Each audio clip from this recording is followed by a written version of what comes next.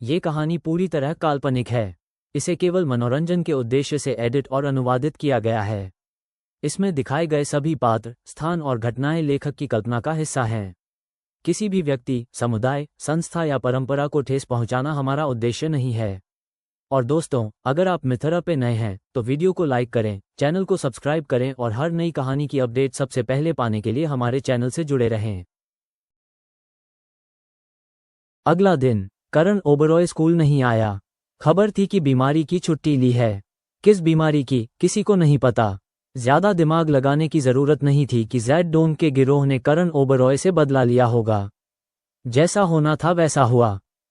हार पर नाराज गुंडे करण ओबरॉय पर गुस्सा निकालते ही जैसी करनी वैसी भरनी, जो किया उसका नतीजा खुद भोगना होगा। सौभाग्य से इस बार करण ओबरॉय था। कोई सामान्य छात्र होता तो कई दिन बिस्तर पर पड़ा रहता। इस अहम मोड़ पर इसका असर पढ़ाई पर ही नहीं बल्कि अभी समाज से न जुड़े इन छात्रों के मन पर भी भारी पड़ता। पूरी जिंदगी पर असर हो सकता था। इस बार यह करण ओबरॉय के लिए एक कठोर सबक होने दो। इस वक्त कल किसी को मारने वाले रोहन गुप्ता को आज क्लास टीचर की डांट मिली। जो नदी के पास रहता है वह भीगता ही है। रोहन गुप्ता की दिवास्वप्न की खास तकनीक ऋतु शर्मा ने पकड़ ली। हुआ ये कि ऋतु शर्मा ने एक सवाल पूछा जो पूरी क्लास ने गलत किया, लेकिन रोहन गुप्ता लगातार सिर हिलाता रहा जिससे ऋतु शर्मा का ध्यान गया। कुछ सेकंड रोहन गुप्ता को देखने के बाद ऋतु शर्मा और नाराज हो गईं। यह उनकी बुद्धि का खुला मजाक था, वह भी इतनी बेशर्मी से क्लास में। हालांकि क्लास का वक्त था इसलिए गुस्सा दबा लिया। मामा संजय शर्मा की पदोन्नति के बारे में पता था, शहर में चर्चित नाम था। मामले की जानकारी नहीं थी लेकिन आगे और पदोन्नति तय लग रही थी। उन्हें ज्यादा नाराज नहीं करना था। मामा मामी इतने व्यस्त थे, इस बात पर स्कूल बुलाना ठीक नहीं लगता था। इसके अलावा रोहन गुप्ता ने क्लास की अनुशासन नहीं तोड़ी थी, इसलिए इस पर बुलाना हद से ज्यादा होता। लेकिन यूं छोड़ना भी नहीं था, इसलिए ऋतु शर्मा ने एक तरकीब निकाली। रोहन गुप्ता को एक जरूरी अनुस्मारक देने का इरादा था। रोहन गुप्ता, आओ और यह सवाल हल करो, ऋतु शर्मा ने जोर से कहा। पड़ोसी सीट पर बैठी प्रिया मल्होत्रा को भी कुछ गलत लगा। उसने जल्दी से रोहन गुप्ता को कोहनी मारी और वह होश में आया। ऋतु शर्मा का थोड़ा नाराज चेहरा और सहपाठियों की नजरें देखकर वह हैरान होकर खड़ा हुआ। समझ नहीं आया क्या हुआ। बहरहाल उसकी बारी थी इसलिए पहले खड़े होना जरूरी था। चतुर प्रिया मल्होत्रा फौरन उठी और रोहन गुप्ता को अपनी सीट की तरफ इशारा किया। रोहन गुप्ता को जल्दी समझ आया कि ऋतु शर्मा ने सवाल हल करने को कहा है। उसे राहत मिली, बस एक सवाल हल करना था। इस क्लास में कोई मुश्किल नहीं लगी, सवाल सब जाने पहचाने थे। ज्यादा से ज्यादा थोड़ा अलग तरीके से पूछे जाते लेकिन उसके लिए कोई दिक्कत नहीं थी। बोर्ड पर सवाल देखकर रोहन गुप्ता के दिमाग में तुरंत 3 हल आए। कुछ सेकंड सोचकर जल्दी से बोर्ड पर लिखना शुरू किया। पिछली जिंदगी में लिखावट पर काफी मेहनत की थी, इसलिए खड़िया की लिखावट बेहतरीन थी जिसे देखकर नीचे बैठे सहपाठी हैरान हो गए। उन्हें उम्मीद नहीं थी कि रोहन गुप्ता की खड़िया की लिखावट इतनी अच्छी होगी। ऋतु शर्मा को भी थोड़ी हैरानी हुई। रोहन गुप्ता की लिखावट जानती थी लेकिन इतने कम वक्त में इतनी बेहतर होगी यह नहीं सोचा था। पहले पता होता तो बोर्ड न्यूज़पेपर बनाने को कहती। रुको, ये किस तरफ सोच रही हैं? लिखावट अच्छी या बुरी हो, क्या फर्क? ऋतु शर्मा ने सिर हिलाया और भटकने वाले ख्यालों को दूर किया। लेकिन 1.5 मिनट से थोड़े ज्यादा समय में रोहन गुप्ता ने यह मुश्किल ठोस ज्यामिति का सवाल हल कर दिया। ऋतु शर्मा ने 2 बार जांचा और कोई गलती नहीं मिली। जैसे रुई पर मुक्का मारने का एहसास हुआ। थोड़ा शर्मिंदा होते हुए बोली, हाँ सही है, अब बैठ जाओ। बेशक ऋतु शर्मा ने रोहन गुप्ता को इतनी आसानी से नहीं छोड़ा। बाकी की क्लास ऋतु शर्मा की प्राथमिकता बन गई। सवाल कठिन से कठिन होते गए लेकिन रोहन गुप्ता ने सब कुछ मिनटों में हल कर दिए जिससे ऋतु शर्मा चिढ़ गईं। इसलिए नहीं कि इज्जत जाने का डर था, एक टीचर को छात्र के काबिल होने पर खुश होना चाहिए। आखिरकार ऋतु शर्मा के पास सिलेबस से बाहर का सवाल देने के अलावा कोई चारा नहीं बचा। रोहन गुप्ता, आओ और यह हल करो। रोहन गुप्ता अन्य से उठा। पहले ऋतु शर्मा ने उसके साथ काफी अच्छा व्यवहार किया था, ये सोचकर उसने कोई बुरा नहीं माना। पहले सोचा था कि जानबूझकर गलत जवाब दे ताकि टीचर की इज्जत बचे, लेकिन जानता था कि आने वाली मासिक परीक्षा में उसके नंबर टीचरों और सहपाठियों को चौंकाएंगे, इसलिए उन्हें ये बदलाव स्वीकार करने की एक प्रक्रिया की जरूरत थी। इसलिए उसने ये ख्याल छोड़ दिया। जब हाई प्रोफाइल होने का फैसला कर लिया तो ठीक से करो। उनकी आंखें चौंधिया दो। ये सवाल बहुत मुश्किल है, कुछ समझ नहीं आ रहा। हाँ, ये सिलेबस से बाहर है ना? बिल्कुल, टॉपर भी दिमाग खपा रहे हैं। देखते हैं रोहन गुप्ता क्या करता है। शर्त लगाता हूँ बस इधर उधर देखकर नीचे आ जाएगा। पहले के सवाल आसान थे और एक धर्रे पर थे, लेकिन यह अभी तो बहुत उलझाने वाला लग रहा है। रोहन गुप्ता शांति से पोडियम पर चढ़ा, खड़िया उठाई और बिना एक पल सोचे लिखने लगा। सवाल पर नजर डालते ही रोहन गुप्ता ने सार समझ लिया। बेशक हाई स्कूल के तरीके से हल करना मुश्किल होता और सिर्फ कोई प्रतिभाशाली ही कर पाता, लेकिन अगर अवकलन इस्तेमाल करें तो 3-5 चरणों में आसानी से हल हो जाता। रोहन गुप्ता को ये कॉलेज का सिद्धांत इतनी साफ याद क्यों था? क्योंकि एक बार क्लास में ध्यान भटकने पर टीचर ने उससे ये समझाने को कहा। ठीक से नहीं समझा पाया तो क्लास के अंत तक खड़े रहने की सजा मिली। नतीजे में रोहन गुप्ता ने ये सिद्धांत पूरी तरह हस्तगत कर लिया। पढ़ाई के बाद भी कभी कभी इस पर सोचता था, इसलिए याद बहुत पक्की थी।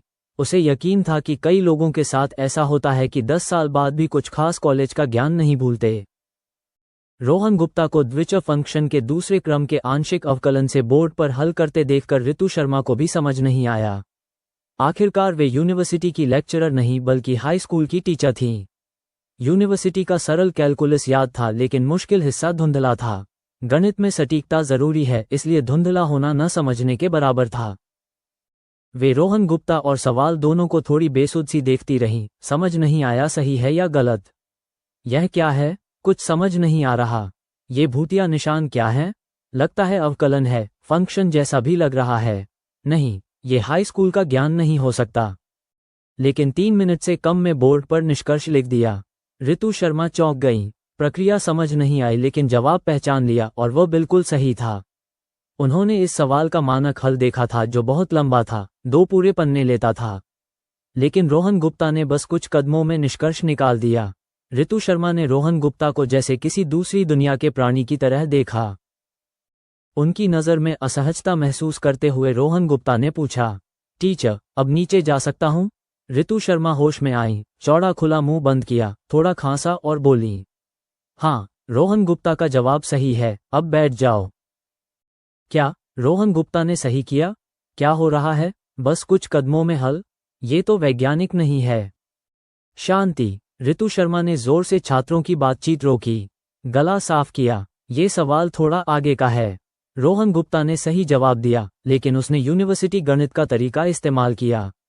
आपको इसे सीखने की जरूरत नहीं, ऋतु शर्मा ने सच बता दिया। हालांकि चेहरा थोड़ा लाल था, मन में काफी खुशी भी थी। उनके शब्द खत्म होते ही पूरी क्लास में सरसराहट हो गई। रोहन गुप्ता को देखते हुए सहपाठियों के चेहरे पर हैरानी थी, जैसे चिड़ियाघर में बंदर देख रहे हों, जिससे रोहन गुप्ता काफी असहज हुआ। प्रिया मल्होत्रा भी मुंह ढककर रोहन गुप्ता को चौड़ी आंखों से देख रही थी, जैसे कुछ समझने की कोशिश कर रही हो। सब छात्रों के मन में बस एक बात थी, यह आदमी चुपके से यूनिवर्सिटी गणित सीख आया। ये तो बिल्कुल अविश्वसनीय था। घंटी बजी। क्लास खत्म होने की घंटी बजी। ऋतु शर्मा ने राहत की सांस ली। अगर जारी रहती तो छात्र यह सवाल समझाने को कहते और तब वे मुसीबत में होती, क्योंकि यह सिद्धांत उन्हें बिल्कुल याद नहीं था। रोहन गुप्ता, मेरे दफ्तर में आना, ये कहकर शिक्षण सामग्री बांधकर क्लास से निकल गईं। ये देखकर रोहन गुप्ता बेमन से पीछे चला गया। सहपाठियों की थोड़ी अजनबी नजरें देखकर सोचा कि शायद थोड़ा ज्यादा हो गया, लेकिन ये ख्याल पल भर का था। आखिरकार यह सामना तो करना ही था, इसलिए जीत का रोमांच पहले ही क्यों न ले लो। तो क्लास में क्या सोच रहे थे? ऋतु शर्मा ने बाहें बांधकर लापरवाही से पूछा। पहले सवाल के बारे में नहीं पूछा, एक एक करके। डर था कि रोहन गुप्ता की उम्मीद के मुताबिक हैरानी दिखाई तो इज्जत जाएगी। उन्होंने रोहन गुप्ता को मुस्कुराते हुए देखा, जैसे कह रही हों कि पहले वो सवाल नहीं पूछूंगी, हैरान हो? फॉर्मूले याद कर रहा था, रोहन गुप्ता ने बेबस होकर कहा। फॉर्मूले? सच में? ऋतु शर्मा ने शक से पूछा। रोहन गुप्ता से यह जवाब उम्मीद नहीं था। सोचा था वो सीधे माफी मांगेगा। बातचीत उनकी योजना के अनुसार नहीं जा रही थी।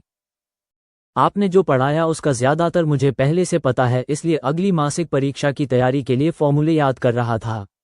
रोहन गुप्ता ने मुट्ठी दृढ़ता से बांधकर कहा, हालांकि मन में अपनी जबरदस्त एक्टिंग की तारीफ कर रहा था। वाह, शायद बाद में फिल्म में निवेश करना अच्छा आइडिया होगा। पैसे भी कमाएंगे और थोड़ा मज़ा भी। अमीर घर का लड़का जो लड़कियों पर रौब जमाए और लड़कों को धमकाए, ऐसा किरदार निभाना काफ़ी दिलचस्प होगा। क्या दूसरी क्लासों में भी यही करते हो? ऋतु शर्मा ने माथे पर बल डालते हुए पूछा। हाँ, वो तो है, रोहन गुप्ता ने मान लिया। स्वीकार करना बेहतर था, वरना क्लास टीचर खिड़की से झांकने लगे तो और झंझट होगी। ठीक है, मैं देखती हूँ इस परीक्षा में तुम्हारे नंबर कैसे आते हैं। अगर शुरुआत की तरह कोई खास सुधार नहीं हुआ तो घरवालों को बुलाना पड़ेगा। अब से मेरी क्लास में किताब पढ़ सकते हो। ऋतु शर्मा ने रोहन गुप्ता को घूरा। समझने के लिए शुक्रिया टीचर, चिंता मत करो, मैं ज़रूर अच्छा करूँगा। रोहन गुप्ता ने तसल्ली दी। समझ आया कि ऋतु शर्मा दूसरी क्लासों की बात नहीं करना चाहती थी और वे सच में कदर करने वाली थीं। उन्हें सबसे ज़्यादा वे टीचर पसंद नहीं थे जो हर बात में नुक्ताचीनी करें, अन्य नियम लगाएं। हाँ, ऋतु शर्मा रोहन गुप्ता के रवैये से संतुष्ट थीं। तो वह सवाल कैसे हुआ? उन्होंने पूछा। कुछ समय पहले एक पुराने किताब की दुकान से हायर मैथमेटिक्स की किताब खरीदी थी और घर पर ज्ञान बढ़ाने के लिए पढ़ रहा हूँ। चिंता मत करो टीचर, थोड़ा ही पढ़ा है, मुख्य ध्यान हाई स्कूल के ज्ञान पर ही है। रोहन गुप्ता ने जवाब दिया और मन में खुद को चतुर समझा। यह अच्छी बात है, अगर समझकर धारा प्रवाह इस्तेमाल कर सकते हो तो ये सच में मेहनती होने की निशानी है। कुछ और नहीं कहूंगी। ऋतु शर्मा ने प्रोत्साहन का लहजा अपनाया। एक छात्र की सीखने की ललक को ठंडा नहीं करना था। शुक्रिया टीचर, वादा है अगली मासिक परीक्षा में निराश नहीं करूंगा। जो कहा याद रखना। अब जाओ, ऋतु शर्मा ने कहा। ठीक है ऋतु मैम, ये कहकर रोहन गुप्ता दफ्तर से निकल गया। ऋतु शर्मा पीछे रह गई और उस फॉर्मूले को ध्यान से देखने लगी जो रोहन गुप्ता ने बताया था। मन से स्वीकार नहीं कर पा रही थी कि उनके छात्र ने उन्हें पीछे छोड़ दिया। क्लास के दरवाजे पर आर्यन पटेल ने रोहन गुप्ता को रोका और उत्सुकता से पूछा, यार रोहन, टीचर ने क्यों बुलाया? तारीफ की? नहीं, बस कहा कि मेहनत करो और मासिक परीक्षा में अच्छा करो वरना घरवालों को बुलाना पड़ेगा। रोहन गुप्ता ने सच बताया। हो, तुम इतने अमीर हो, पढ़ाई की भी जरूरत नहीं और यूनिवर्सिटी तक का ज्ञान पहले से है। आर्यन पटेल ने आह भरी। रोहन गुप्ता का उससे ज्यादा पैसे वाला होना एक बात थी, ये भी मान सकता था कि रोहन गुप्ता उससे ज्यादा सुंदर, लंबा और गोरा था, लेकिन अब पढ़ाई में भी रोहन गुप्ता उसे पछाड़ने वाला था। जलन न होना नामुमकिन था। हालांकि जानता था कि ज्ञान मेहनत से आता है, सिर्फ जलन से नहीं मिलता। सीमा दूसरे की मेहनत नहीं बल्कि अपनी आलसी है। इस बात पर उसने पूरी तरह हार मान ली। पढ़ाई शुरू कर दो वरना बहुत पीछे रह जाओगे, रोहन गुप्ता ने मुस्कुराते हुए कहा। तुम नंबरों में थोड़े ही बेहतर हो, तो क्या वह सवाल हल कर दिया? इतना मुश्किल ज्ञान सीखने में इतना वक्त खर्च किया और सोचते हो मुझसे बहुत आगे निकल जाओगे, है ना? आर्यन पटेल ने लापरवाही से कहा। उसे लग रहा था रोहन गुप्ता बस दिखावा कर रहा है। बेकार का मुश्किल ज्ञान सीखने में वक्त बर्बाद किया। शायद इस बार के नंबर उससे भी कम आए। वो पूरे महीने मन लगाकर पढ़ा था। जानता था रोहन गुप्ता अक्सर बाहर खाने और काम पर जाता था और क्लास में ध्यान भटकता रहता था। नंबरों में खास फर्क नहीं हो सकता। देखते हैं, कहा न तो सुना ही था। ठीक है, देखते हैं मासिक परीक्षा में किसके ज्यादा नंबर आते हैं। कोई बात नहीं, क्या दांव? हम सोचने दो, हारने वाला जीतने वाले को खाना और गाना खिलाए। मुझे पता है एक नया खुला के टीवी जहां माहौल बढ़िया है। थोड़ा सोचकर आर्यन पटेल ने जवाब दिया। तुम्हारी काबिलियत पर संदेह नहीं, लेकिन पास पैसे हैं? रोहन गुप्ता ने एक और भावना कुचलने वाला सवाल दागा। मैं तुम जितना अमीर नहीं, लेकिन एक के टीवी की रात तो निकाल सकता हूँ। रोहन गुप्ता के शब्दों से डगमगाकर आर्यन पटेल ने जल्दी से खुद को संभाला। ठीक है, तो तुम पर थोड़ा भरोसा करना पड़ेगा। रोहन गुप्ता ने उपकृत चेहरा बनाया। तुम मुझे पागल कर दोगे। दोस्त चुनते वक्त ज्यादा ध्यान देना चाहिए था। आर्यन पटेल ने आह भरी। रोहन गुप्ता, मैंने सुना हारने वाले पर क्या होगा? तुम लोग किस पर दांव लगा रहे हो? रोहन गुप्ता ने मुड़कर देखा तो प्रिया मल्होत्रा बोल रही थी। हम दांव लगा रहे हैं कि परीक्षा में कौन फेल होगा। हारने वाले को एक गाने की रात देनी होगी।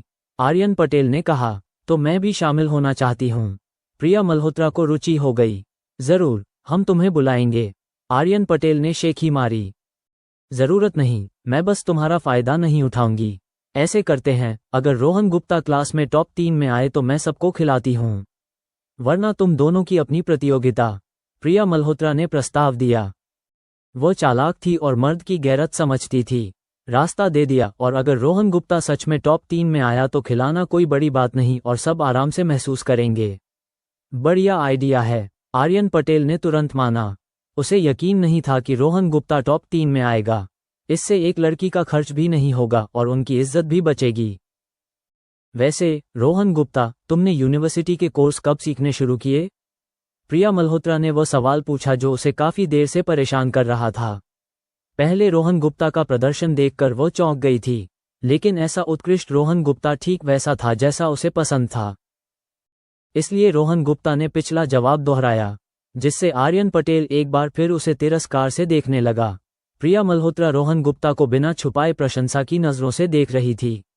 बगल में खड़े आर्यन पटेल ने भी ये देखा, हालांकि ज्यादा नहीं सोचा। मान लिया कि प्रिया मल्होत्रा रोहन गुप्ता की मेहनत से प्रभावित है। 12 नवंबर, शुक्रवार। मामी आज किसी काम से थीं। बाहर खाने के बाद रोहन गुप्ता और आर्यन पटेल जल्दी क्लास में पढ़ाई करने आए। कल मासिक परीक्षा थी, वक्त कम था और थोड़ी घबराहट होना स्वाभाविक था। अचानक बैग में रखे फोन में कंपन हुई। ललित भाई का फोन था। संभावित कामकाज देखकर मन में खुशी हुई। जल्दी से क्लास से बाहर निकला और फोन उठाया। हाँ ललित अंकल।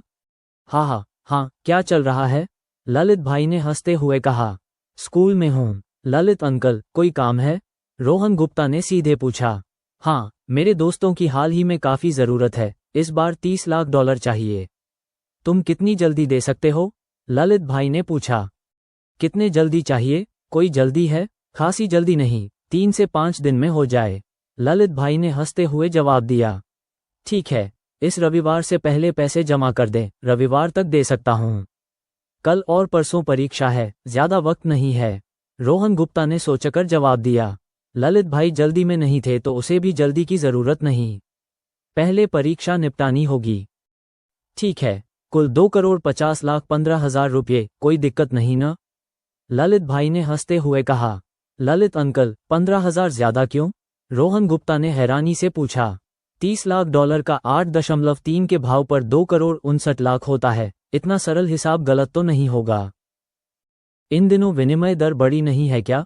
मैं तुम्हें नुकसान नहीं होने दूंगा, ललित भाई ने समझाया। रोहन गुप्ता के समझ आया, बाजार लगातार बदलता है, विनिमय दर जरूर उतार चढ़ाव आएगी। भले ही अंतर्राष्ट्रीय दर न बदले, देश में भ्रष्टाचार विरोधी नीति स्थानीय बाजार में डॉलर की कीमत बढ़ा सकती है। बाजार में कोई पक्का नियम नहीं होता। धन्यवाद ललित अंकल, रविवार को मिलते हैं। परीक्षा में शुभकामनाएं, अलविदा। अलविदा ललित अंकल। फोन रखने के बाद रोहन गुप्ता ने इस बार की कमाई का हिसाब लगाया। 1,05,00,000 रुपये। यार, वित्त में काम करना सच में पैसे जल्दी लाता है। अगले 2 दिन तनावपूर्ण मासिक परीक्षाओं से भरे रहे। रोहन गुप्ता ने पर्याप्त तैयारी की थी। यकीन था कि इस बार अच्छे नंबर आएंगे, कम से कम बोर्ड को बेवकूफों की तरह घूरने से तो मुक्ति मिलेगी। अंग्रेजी तो कहने की जरूरत नहीं, आसानी से पूरे नंबर आने थे। पिछली जिंदगी में इतना मुश्किल लगने वाला सुनने का अभ्यास अब बच्चों का खेल था। खुद पर हंसी आई, पहले इतना बेवकूफ कैसे था? हिंदी थोड़ी मुश्किल थी, बहुत से वस्तुनिष्ठ जवाब थे, लेकिन व्यक्तिपरक सवाल और अनदेखे शास्त्रीय गद्य भी थे। निबंध के बारे में वो कोई साहित्यिक महात्मा नहीं था और लिखने की काबिलियत जल्दी नहीं बढ़ती। कई बार लिखा था, लेकिन ज्यादा से ज्यादा भाषा का इस्तेमाल ज्यादा सुनिश्चित और सटीक हो गया था और दिए गए उदाहरण अब वे घिसे पिटे उदाहरण नहीं रहे जिन्हें टीचर थक चुके थे। टीचरों का दर्द सच में समझ में आता था। Kabir, Tulsidas, Edison, Newton, Leonardo da Vinci के वही घिसे पिटे उदाहरण चाहे कितने भी अलग अलग तरीकों से इस्तेमाल किए जाएं, पढ़ते पढ़ते जी उकताता है। पहला दिन, सुबह हिंदी और अंग्रेजी, दोपहर गणित। यार रोहन, कैसा रहा? ये गणित का पर्चा काफी मुश्किल था, एक सवाल तो मैंने किया ही नहीं। गणित की परीक्षा के बाद आर्यन पटेल पास आया, हर परीक्षा के बाद यही करता था। जैसे रोहन गुप्ता को मुश्किल कहते सुनकर उसकी जीत की संभावना बढ़ जाती हो। तुमसे बेहतर जरूर है, खुद को तैयार करो, बहुत नुकसान होने वाला है, रोहन गुप्ता ने चिढ़ते हुए कहा। जाहिर है आर्यन पटेल की मानसिकता समझता था। परीक्षा के बाद ज्यादातर छात्र सुनना चाहते हैं कि दूसरों का भी अच्छा नहीं गया। यहाँ तक कि टॉप वाले भी कहते हैं कि अच्छा नहीं हुआ। और अगर मान लिया तो वे 140 लाए और तुम 70 लाए तो मुंह खुला रह जाएगा। इसलिए किसी टॉप वाले का यकीन मत करो जो कहे कि अच्छा नहीं हुआ। हो इतना क्या इतराना, जीत भी गए तो क्या, जब तक पिताजी को पता है कि मैं खिला रहा हूं वे आराम से पैसे देंगे। आर्यन पटेल ने विजयी होकर कहा। यह जोर से बोला लेकिन मन में सच में यकीन था। तुम अपने पिताजी के लिए बड़ी तकलीफ हो। ला, पिताजी को परेशान करना मेरा पेशा है, तुम क्या कर लोगे। आर्यन पटेल ने खुशी से एक बदली हुई लोरी गाना शुरू कर दिया। नतीजा चाहे जो हो उसे फायदा था। कम नंबर लाने पर पिताजी की कड़ी डांट की फिलहाल उसे परवाह नहीं थी। अभी मजा लेना था और बाद में देखेंगे। रोहन गुप्ता ने उसे देखा और दूर हट गया जैसे जानता नहीं हो। सहपाठियों की तिरछी नजरों की परवाह न करते हुए आर्यन पटेल रोहन गुप्ता के साथ लगा रहा। दोनों हंसते हुए स्कूल से बाहर निकले। यार रोहन, कल का क्या प्लान है? गाना खत्म करने के बाद आखिरकार आर्यन पटेल ने रोहन गुप्ता से पूछा। कुछ काम है, क्यों? रोहन गुप्ता ने उत्सुकता से पूछा। बस ऐसे, लग रहा है हाल में काफी व्यस्त हो, स्कूल के दौरान भी चैन नहीं। आर्यन पटेल ने जिक्र किया। हाल में रोहन गुप्ता की गतिविधियों के बारे में थोड़ा पता था जो किसी हाई स्कूल के छात्र का काम नहीं था। ऐसे उत्कृष्ट दोस्त का होना सच में दबाव बनाता था। कल्पना करो एक दोस्त जो हर पहलू में आगे हो, जो अमीर और ताकतवर घर का हो और तुमसे ज्यादा मेहनत करे। आलसी होने की कोई वजह नहीं बचती। रोहन गुप्ता के किसी बड़े अधिकारी का सीधा वंशज न होने की बात आर्यन पटेल ने सुविधापूर्वक नजरअंदाज कर दी। रोहन गुप्ता ने चलना रोका। दूर आसमान की तरफ सिर उठाकर धीमे से कहा, अपने सपनों के लिए यह नकली गहराई पूरे नंबर दूंगा। सपने वपने रहने दो, बकवास मत करो। मैं पिताजी के साथ ढाबे पर बड़ा खाना खाने जा रहा हूं, दिमाग को ईंधन देना है। आर्यन पटेल ने फौरन पलटवार किया।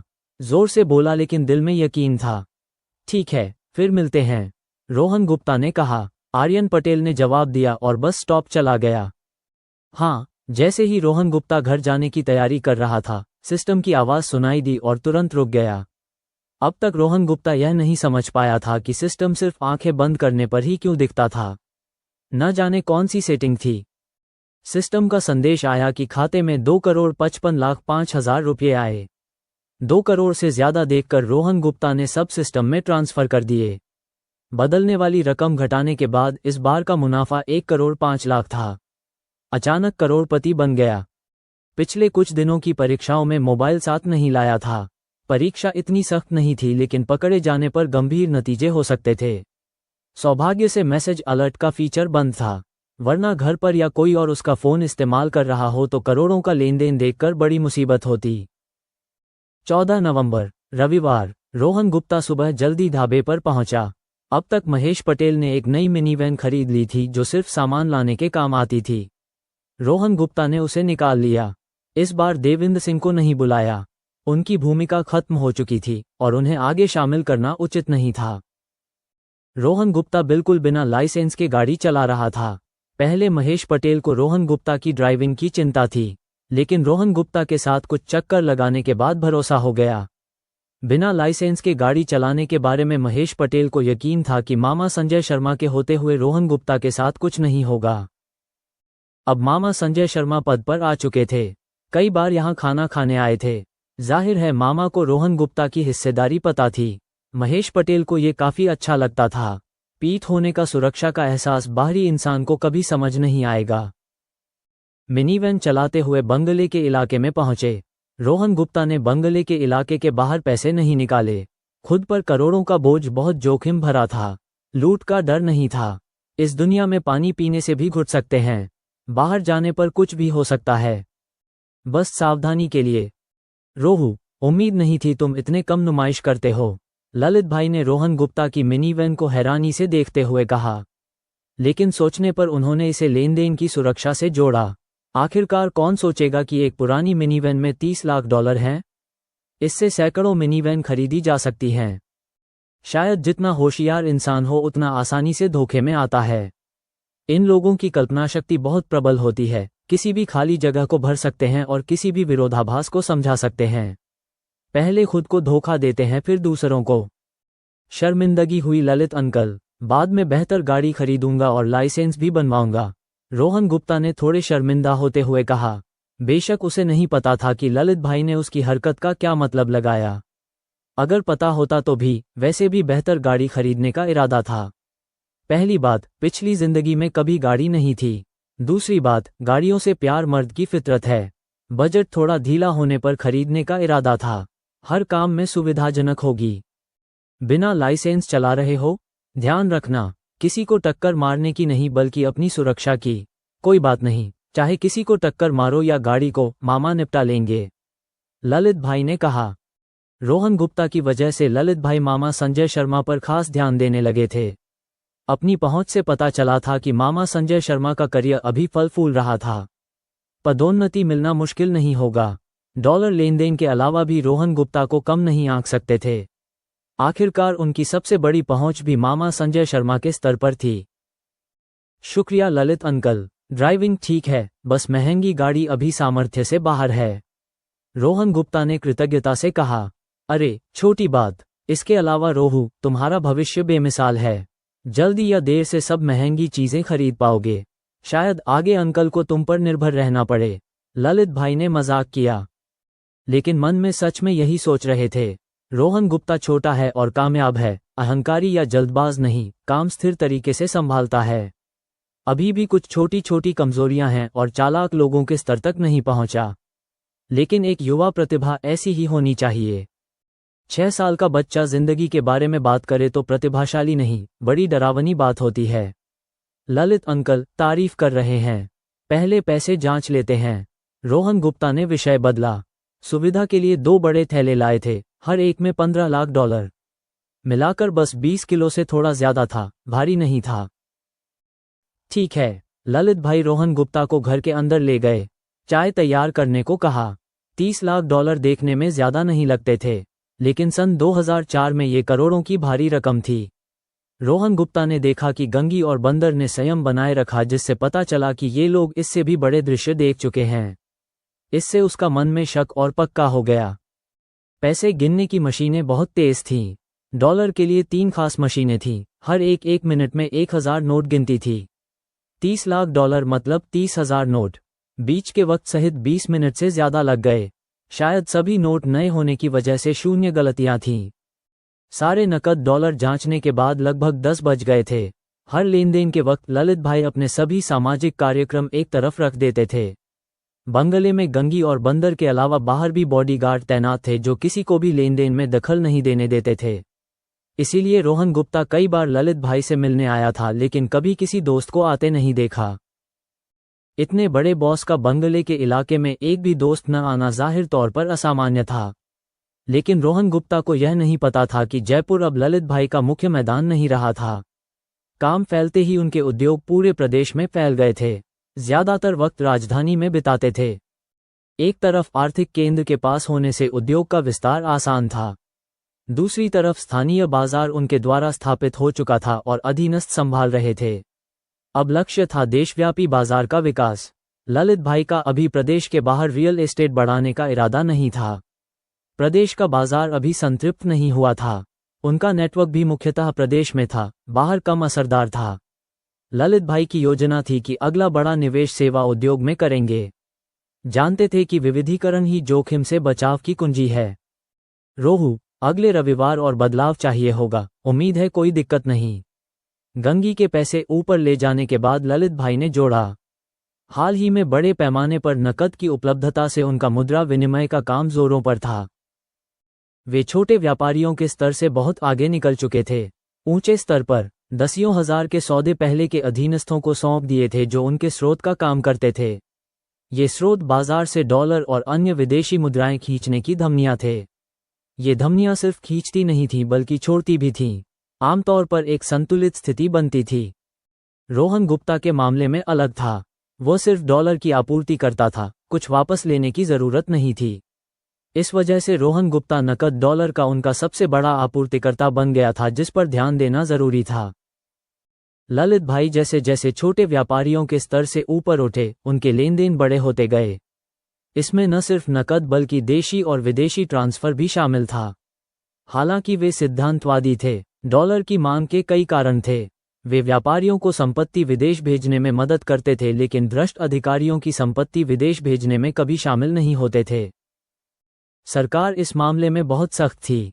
विदेश घूमने या खरीदारी के लिए जाना ठीक था, पैसे कम पड़े या ज्यादा खर्च करना हो तो आंखें बंद कर ली जाती थीं।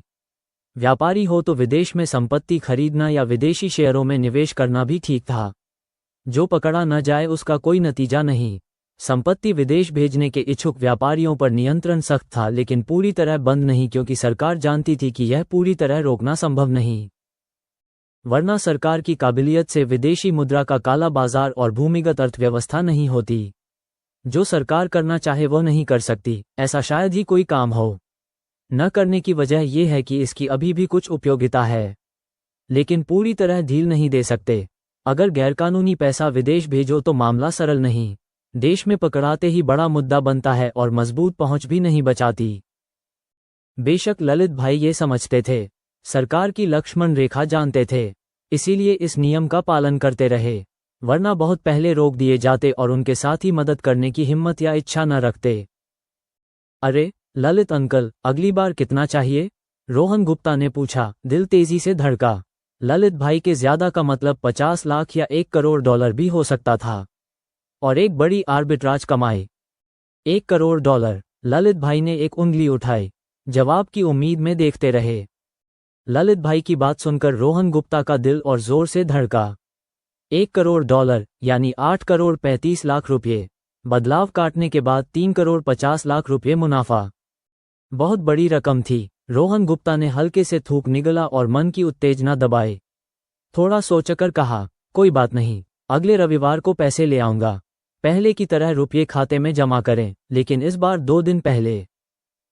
आमतौर पर पुराने नियमों के हिसाब से 1 दिन काफी था, लेकिन मुश्किल को थोड़ा जोर देना जरूरी है न? एक ही समय में इतनी पूंजी उपलब्ध नहीं हो सकती। बहुत अजीब लगता, कम से कम इतनी समझ तो थी।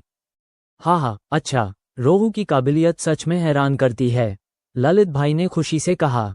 मना करने या कम करने के लिए पहले से तैयार थे, लेकिन उम्मीद नहीं थी कि रोहन गुप्ता सच में दे सकता है, और लगता था यह उसकी सीमा नहीं थी।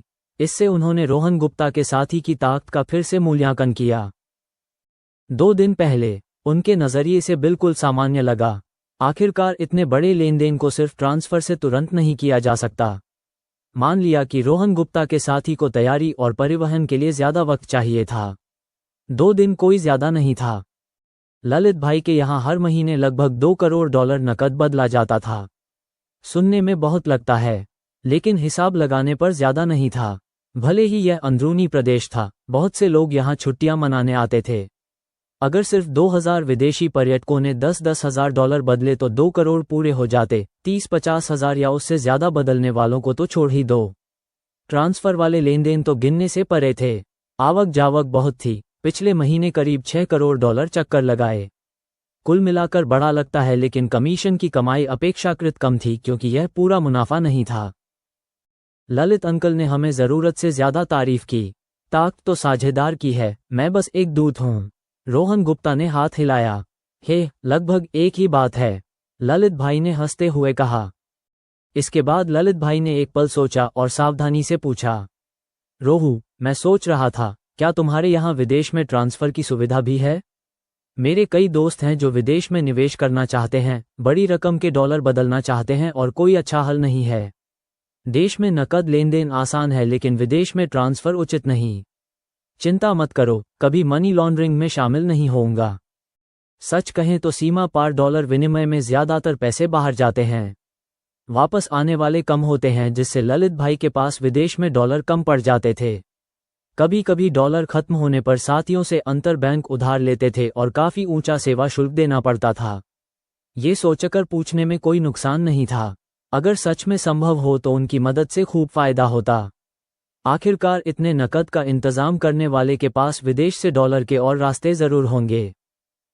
माफ करना ललित अंकल, फिलहाल साझेदार विदेश में डॉलर ट्रांसफर नहीं करते, लेकिन साझेदार इस मुद्दे पर सक्रिय रूप से हल ढूंढ रहे हैं। जैसे ही यह सेवा उपलब्ध होगी, सबसे पहले आपको बताऊंगा, रोहन गुप्ता ने अफसोस के साथ कहा। ललित भाई ने जो व्यक्तिगत बात छेड़ी, उसे देखते हुए रोहन गुप्ता को कुछ असामान्य नहीं लगा। असल में ये काम सिर्फ ललित भाई जैसे लोगों के साथ किया जा सकता था। जब तक अगला स्तर मुक्त मुद्रा विनिमय की अनुमति न दे और डॉलर की दर के बराबर न हो, नहीं तो ये काम बंद करना पड़ सकता था। हालांकि ललित भाई के साथ सहयोग लंबे समय तक चलने की संभावना थी। उस पल रोहन गुप्ता को गहराई से महसूस हुआ कि इंसान अपनी किस्मत खुद नहीं लिखता, लेकिन अगर दोबारा मौका मिले तो भी ललित भाई के साथ सहयोग चुनता। सामान्य तरीके से पैसे कमाना बहुत धीमा था। पूर्व ज्ञान हर समस्या का हल नहीं था। पूंजी के बिना कोई आधार नहीं। जिससे भी कहो कि एक बार फिर सफलता का रास्ता दोहराओ, उसे भरोसा नहीं होगा। इसके अलावा वो बस एक अजनबी था। इस पल एक सामान्य पुनर्जन्म वाले जैसा लगा। घमंड या तारीफ से ज्यादा बेबसी थी। हाँ, बढ़िया, पहले से शुक्रिया, ललित भाई ने कृतज्ञता जताई। उन्हें पूरा यकीन था कि रोहन गुप्ता के साझेदार के पास ये काम करने की काबिलियत थी और एक मजबूत साझेदार का इंतजार था। वैसे रोहू, यह मेरे समूह का डायमंड कार्ड है। इससे मेरे नाम पर बिक रही सभी रियल एस्टेट पर 50% की छूट मिलेगी। इसके अलावा सभी सेवा उद्योग मुफ्त। ललित भाई ने जेब से अज्ञात सामग्री का एक काला कार्ड निकाला। इसकी तैयारी पहले से की थी। पहले सिर्फ 7 कार्ड दिए थे, यह 8वां था।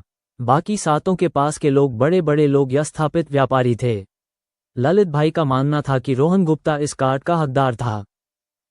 ये कैसे ले सकता हूं? ये कार्ड बहुत कीमती है, नहीं ले सकता। रोहन गुप्ता ने जल्दी से मना किया। वैसे चाहता बहुत था, लेकिन पहले विनम्रता दिखानी थी, वरना बहुत बेशर्म लगता। ये कार्ड कीमती कहाँ है? सच बताऊं तो सिर्फ बदलाव से ज्यादा नहीं कमाता, लेकिन इससे जो संपर्क बनते हैं वे इस पूंजी से कहीं ज्यादा मूल्यवान हैं। तुमने सच में बड़ी मदद की है। आगे कुछ भी हो तो अंकल ललित को बताना। जो साझेदार नहीं कर सकते वो मैं कर दूंगा। प्रदेश में ऐसा कम है जो ललित भाई न कर सकें, ललित भाई ने सच्चाई से कहा। इस काम में बने जटिल संपर्कों का नेटवर्क छोटा नहीं था। पूरी तरह अमीर लोगों से काम होता था और हर व्यापारी के पीछे विशाल नेटवर्क था। जब तक ज्यादती न की जाए, मुसीबतों से बचा जा सकता था। शुक्रिया ललित अंकल, रोहन गुप्ता ने मन में सोचा कि अब एक और जगह मुफ्त खाने को मिलेगी। देविंद्र सिंह से सुना था कि शहर में नया खुला 5 सितारा होटल ललित भाई का था। कभी जाकर देखेंगे। हाँ, कोई बात नहीं। रोहन गुप्ता को मानते देखकर ललित भाई को राहत मिली। आखिरकार रोहन गुप्ता ने दोपहर का खाना खाया और चला गया।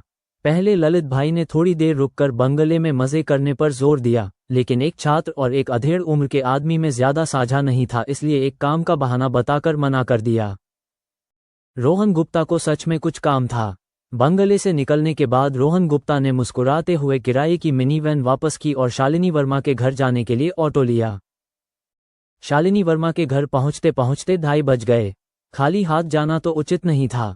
कॉलोनी के प्रवेश द्वार पर कई तरह के फल खरीदे। शालिनी वर्मा को सेब पसंद है, ये जानते हुए एक पूरा डिब्बा सीधे खरीद लिया।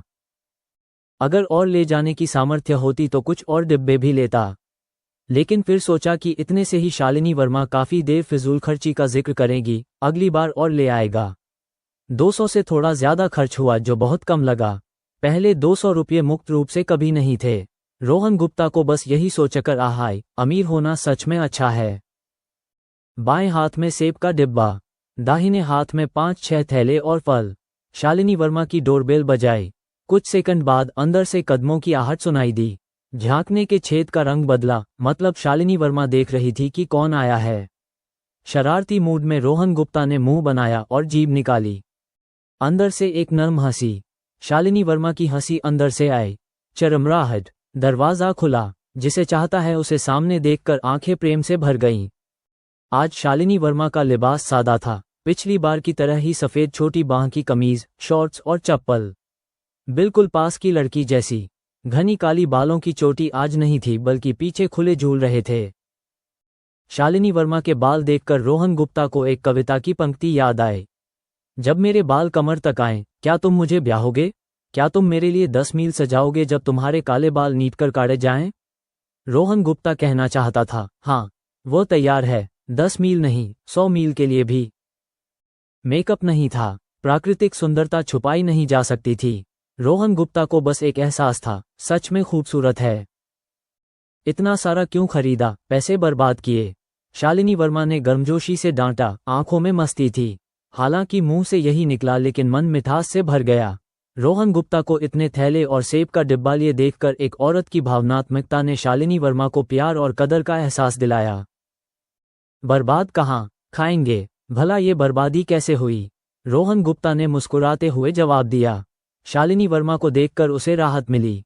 ललित भाई के साथ लेनदेन के बाद एक पीछे से लगातार डर था कि कहीं पुलिस न आए, सजा न हो और परिवार शर्मिंदा न हो। लेकिन अब शालिनी वर्मा को देखकर कोई डर नहीं था, आत्मविश्वास और भरोसे से भरा था। एक पक्की यकीन की सब मुश्किलें पार होंगी। लगा जैसे शालिनी वर्मा उसकी ऊर्जा का स्रोत है। जब भी थका होता, बस उसे देखने से ऊर्जा वापस आती और सारे नकारात्मक भाव मिट जाते। शालिनी वर्मा ने सेब का डिब्बा लिया और घर के अंदर चली गई। उसका दिल पहले से रोहन गुप्ता का था। उसने देखा कि रोहन गुप्ता पहले से कम बोलता है, लेकिन औरत की सहज बुद्धि बता रही थी कि रोहन गुप्ता का उसके प्रति प्यार और गहरा हुआ है। इसलिए ज्यादा नहीं सोचा, रोहन गुप्ता की चुप्पी को पढ़ाई के तनाव से जोड़ा। मासिक परीक्षा कैसी रही? बहुत अच्छी। इस बार के नंबर तुम्हें जरूर चौंकाएंगे, रोहन गुप्ता ने शालिनी वर्मा के पीछे घर में दाखिल होते हुए मन में कहा। इस जिंदगी में मैं तुम्हें पीछे नहीं रखूंगा। शालिनी वर्मा का सपना थिंगवा या पेकिंग यूनिवर्सिटी नहीं था, मुंबई की फूडान यूनिवर्सिटी था। पहले उसने स्थानीय यूनिवर्सिटी में दाखिले का फॉर्म भरा था, सिर्फ रोहन गुप्ता की देखभाल के लिए। दुर्घटना के बाद उसकी डायरी में ये पढ़कर पता चला था। ये जानकर रोहन गुप्ता को बहुत अपराधबोध हुआ था। इस जिंदगी में उसने कसम खाई थी कि फूडान यूनिवर्सिटी में दाखिला लेगा और शालिनी वर्मा का सपना पूरा करवाएगा। जब भी यह सोचता, शालिनी वर्मा के लिए प्यार और बढ़ जाता था। ऐसी पत्नी मिले तो पति को और क्या चाहिए। ऐसा है, बहुत अच्छा हुआ।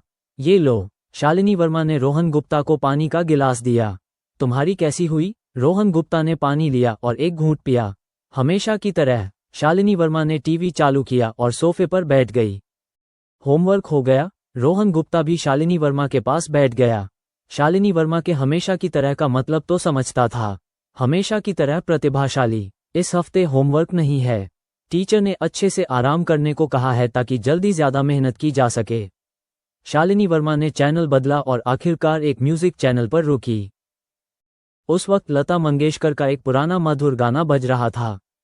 थोड़ी देर सुनने के बाद रोहन गुप्ता ने शालिनी वर्मा का हाथ पकड़कर अपनी जांघ पर रखा और उसे सहलाता रहा, उसकी नर्म मुलायम त्वचा महसूस करते हुए। रोहन गुप्ता के मन में कोई हवस नहीं थी, बस सुकून था। वो उसका आश्रय था। शालिनी वर्मा को भी कोई आपत्ति नहीं थी। हाथ थामना उनके बीच आम था। कभी कभी रोहन गुप्ता चुपके से एक चुंबन भी ले लेता था। 11 साल की उम्र के बाद रोहन गुप्ता बहुत सभ्य हो गया था और अक्सर बस उसे देखता रहता था। उसने बाल की खाल निकालने वाली की कई फर्क देखे, लेकिन पूछा नहीं। जब तक रोहन गुप्ता उससे प्यार करता रहे, बस इतना काफी था। कपड़े खरीदने चलेंगे तुम्हारे लिए? रोहन गुप्ता ने शालिनी वर्मा का हाथ थोड़ी देर सहलाने के बाद कहा। अब अपने पैसे कमाता था। पिछली जिंदगी का एक सपना पूरा करना था। पिछली जिंदगी में पैसे नहीं थे, इसलिए शालिनी वर्मा को कभी महंगी चीजें नहीं दे पाया। जब तक कमा सका, मौका नहीं रहा। कमी पूरी करने की गहरी इच्छा थी।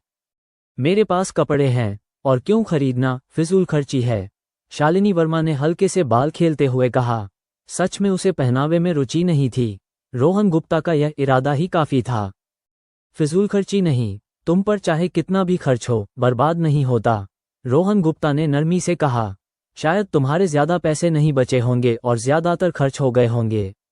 जो बचा है बचा लो। मेरे पास कुछ पैसे हैं, बाद में तुम्हें दे दूंगी, सोच समझकर इस्तेमाल करना, शालिनी वर्मा ने हंसते हुए कहा। मैं? रोहन गुप्ता के पास कहने को शब्द नहीं थे। इतनी कोमल और समझदार औरत, हड्डियों तक प्यार था। रोहन गुप्ता ने गहरी सांस ली और रोने के आवेग को दबाया। इस पल उसे लगा वो बहुत जल्दी भावुक हो जाता है, लेकिन शालिनी वर्मा के होने, उसकी कोमलता के बारे में सोचते हुए, मर्द या औरत होने की परवाह नहीं रही। आंसू तब आते हैं जब कभी इतना प्यार न मिला हो। चलो कपड़े खरीदने चलते हैं। हाल ही में एक बड़े आदमी की मदद की, उन्होंने बहुत पैसे दिए। देखो, मैंने यह मोबाइल भी खरीदा। कितना सुंदर है, कितने का है? शालिनी वर्मा ने हैरानी से रोहन गुप्ता का फोन लिया और उसे देखने लगी। हाँ, 6000 से ज्यादा, रोहन गुप्ता ने सच बताया। सामने वाली औरत को धोखा देने का मन बिल्कुल नहीं था। सिस्टम की बात को छोड़कर कोई भी चीज कभी नहीं बताएगा। सामान्य रहना सबसे अच्छा था। रौब जमाना ठीक है, शेख ही मारना भी ठीक है, दुनिया का सबसे अमीर बनना भी ठीक है, लेकिन कभी अजीब न बनना, वरना अच्छा नहीं होगा। 6,000 से ज्यादा? इतना महंगा? अगली बार पैसे आए तो बचा लेना। त्योहारों पर मामा मामी के लिए अच्छी चीजें खरीदना। इस तरह खर्च करना अफसोस की बात है, शालिनी वर्मा ने कहा। ये सुनते ही रोहन गुप्ता खुद को रोक नहीं पाया और शालिनी वर्मा को बाहों में समेट लिया। बेहद भावुक था। ये औरत जो हमेशा उसके बारे में सोचती है, पिछले जन्म में बहुत पुण्य किए होंगे तभी इस जन्म में ऐसी किस्मत मिली। शालिनी वर्मा ने भी विरोध नहीं किया, वह भी आज्ञाकारी होकर रोहन गुप्ता से लिपट गई। याद था कि शालिनी वर्मा ने गले लगाने और चुंबन की इजाजत दी थी, लेकिन हाथ को शरारत की इजाजत नहीं थी। परंपरागत सोच वाली शालिनी वर्मा ने साफ कर दिया था कि कॉलेज शुरू होने पर ही वह छू सकता है। इसलिए रोहन गुप्ता ने हद पार करने की हिम्मत नहीं की। लेकिन चुंबन में कोई दिक्कत नहीं था, बचपन से ये खेल अक्सर खेलते थे। वापस आने के बाद अभी तक प्रिया को चूमा नहीं था। ये सोचते हुए रोहन गुप्ता ने शालिनी वर्मा को छोड़ा और अचानक रौब से उसे चूम लिया। पहले शालिनी वर्मा सहम गई, अनायास विरोध किया, लेकिन जल्दी ही रुक गई। इस पल खामोशी सबसे जोरदार थी। बर्फ, कपड़े खरीदने चलते हैं। पैसे हैं मेरे पास, उस बड़े आदमी ने और पैसे दिए हैं। एक ढाबे में निवेश भी है मेरा, आर्यन के पिताजी का। अब से शायद हर महीने काफी पैसे भी आएंगे। मेरे लिए मत बचाओ। 10 मिनट की स्नेह क्रीड़ा के बाद रोहन गुप्ता ने धीरे से कहा, बाहों में प्यार का हक कुछ बातें जानने का है। धीरे धीरे बताना होगा, वरना बाद में काम बड़ा होने पर समझाना मुश्किल होगा। हर महीने कितना मिलेगा? शालिनी वर्मा ने सुनकर पूछा। अभी पक्का नहीं, शायद 50-60 हजार। रोहन गुप्ता ने हंसते हुए कहा। इतना? ये तो मेरे माँ बाप की साल भर की कमाई से ज्यादा है। शालिनी वर्मा ने मुंह ढका। उसे उम्मीद नहीं थी कि उसके प्रेमी की मासिक कमाई उसके परिवार की सालाना कमाई से ज्यादा होगी। बेशक, मैं बस एक छोटा शेयर होल्डर हूँ। कुल निवेश लगभग 10 लाख है। महीने में कुछ 10,000 कमाना कोई बड़ी बात नहीं, रोहन गुप्ता ने समझाया। फिर भी बर्बाद मत करना, शालिनी वर्मा ने नसीहत दी। बर्फ, याद रखो, मेरा जो है वो तुम्हारा है। तुम पर चाहे कितना भी खर्च हो, कभी बर्बाद नहीं। रोहन गुप्ता ने शालिनी वर्मा को प्यार से देखते हुए कहा। हाँ, शालिनी वर्मा ने धीमे से कहा। तो अब कपड़े खरीदने चलते हैं। ठीक है, पहले कपड़े बदल लेती हूँ। इस बार शालिनी वर्मा ने मना नहीं किया। खुशी थी कि प्रेमी उसके लिए खरीदना चाहता है, लेकिन मन ही मन तय कर लिया था कि बाद में सस्ती चीजें खरीदेंगे। शालिनी वर्मा कपड़े बदलने कमरे में गई और रोहन गुप्ता बैठक में इंतजार करने लगा। क्या सोच रहे हो? रोहन गुप्ता मन में उज्ज्वल भविष्य की योजना बना रहा था कि शालिनी वर्मा की आवाज ने ख्यालों से निकाला। ऊपर देखा तो एक गोरा हाथ सामने हिल रहा था। रोहन गुप्ता ने ऊपर देखा। शालिनी वर्मा ने एक साफ, सफेद, एक पीस लंबी पोशाक पहनी थी। रोहन गुप्ता को लगा जैसे परी देख रहा है। बाल एक तरफ जूड़े में बंधे थे। कोई सजावट नहीं, उसके व्यक्तित्व को बयान करने के लिए शब्द नहीं मिल रहे थे। बहुत सुंदर लग रही हो। ये पोशाक कब खरीदी? रोहन गुप्ता की आंखें चमक उठीं। पिछले हफ्ते बाजार में देखा और ठीक लगा तो ले लिया, शालिनी वर्मा ने शांति से कहा। रोहन गुप्ता की नज़र में कोई शर्मिंदगी नहीं हुई। तो चलते हैं, रोहन गुप्ता उठकर बोला। दोनों ने हाथ थामे और मेन बाजार स्ट्रीट आए। शालिनी वर्मा अलग अलग कपड़े पहनकर देखती रही। पिछली जिंदगी में पैसे नहीं थे और शालिनी वर्मा बस बाजार का सामान ही ले पाती थी। इस जिंदगी में भरपाई होनी चाहिए। शुरुआत में शालिनी वर्मा ने जो भी पहनकर देखा, कहती रही कि पसंद नहीं। रोहन गुप्ता धीरे धीरे समझ गया। शालिनी वर्मा को लग रहा था कि बहुत महंगा है और पैसे बचाने चाहिए। रोहन गुप्ता की पसंद की चीजें उसने अपनी राय से नहीं खरीदने दी। जो भी रोहन गुप्ता को अच्छा लगा, उसने खरीद लिया। आखिरकार करीब 5,000 खर्च होने के बाद शालिनी वर्मा ने और खरीदने से इनकार कर दिया।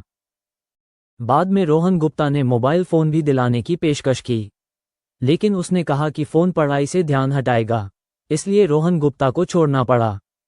खरीदारी के बाद दोनों नदी के किनारे टहलते हुए बातें करते रहे। आखिरकार इतने शब्दों की जरूरत क्या थी? एक दूसरे का प्यार होना ही काफी था। 15 नवंबर, सोमवार, पूरे स्कूल के टीचरों द्वारा एक दिन की तेज जांच के बाद तीसरी मासिक परीक्षा के नतीजे आ गए। बेशक एक दिन में नहीं होता, परीक्षा के 2 दिनों के दौरान ही जांचना शुरू हो गया था। टीचर रोज 7-8 बजे तक जांचते थे, वरना इतने काम से पागल हो जाते। सुबह जल्दी रोहन गुप्ता थोड़े उत्साह के साथ स्कूल पहुंचा।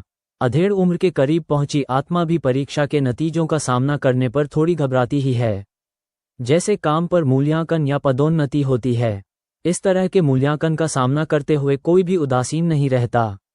भले ही जानता हो कि फेल होगा, फिर भी फैसले का इंतजार वाली मानसिकता होती है। जो परवाह नहीं करते वे बस दिखावा करते हैं। होमवर्क जमा करने के बाद जल्दी ही सुबह की स्वाध्याय का वक्त आ गया। ये स्वाध्याय सिर्फ 30 मिनट का होता था। सामान्य क्लास नहीं थी और छात्रावास की सुबह की स्वाध्याय जैसी भी नहीं। आमतौर पर हिंदी, गणित और अंग्रेजी के इर्द गिर्द होती थी। कभी कभी अपवाद भी होते थे। सोमवार की सुबह की स्वाध्याय स्वाभाविक रूप से क्लास टीचर ऋतु शर्मा की होती थी। स्कूल का नियम था, मुख्यतः नए हफ्ते में टीचर को काम सौंपने या दूसरे मामले निपटाने के लिए। लेकिन ऋतु शर्मा अभी नहीं आई थीं। छात्र फुसफुसाकर अपने नंबरों के बारे में बात कर रहे थे। अंदर की जानकारी वाले आग की तरह अफवाहें फैला रहे थे। सब उलझन में पड़ गए। इस स्वाध्याय में जो नतीजे बताए जाते थे वे कुल नंबर और रैंकिंग के थे। परंपरागत रूप से गणित के नतीजे भी दिए जाते थे। बाकी विषयों के नतीजे संबंधित टीचरों के पास होते थे और क्लास के दौरान मिलते थे। टनन टनन, अचानक क्लास शुरू होने की घंटी बजी। छात्र तुरंत चुप हो गए, सीधे बैठ गए, नजरें क्लास के दरवाजे पर टिक गईं। दरवाजा खुला था और कुछ सेकंड बाद क्लास टीचर ऋतु शर्मा शिक्षण सामग्री और गणित के पर्चों का एक ढेर लेकर पोडियम पर आईं। सामग्री पोडियम पर रखने के बाद उन्होंने छात्रों की प्रतिक्रियाएं देखीं। छात्रों की बेताब नजरें उनका इंतजार कर रही थीं। ऋतु शर्मा हल्के से मुस्कुराईं। ज्ञान की प्यास रखने वाला छात्र अच्छा छात्र है। जब किसी चीज की परवाह न करें तब असली चिंता हो। ऋतु शर्मा एक गंभीर टीचर थीं, लेकिन आज उनका मूड शानदार था। क्लास में घुसने से लेकर पोडियम पर आने तक हल्की मुस्कान चेहरे पर थी। छात्रों के चेहरे देखते हुए नजर अचानक रोहन गुप्ता पर आकर रुकी। रोहन गुप्ता ने थूक निली, दिल धड़का। देखा कि आमतौर पर बेपरवाह रहने वाली क्लास टीचर की आंखों में उत्साह और हैरानी थी।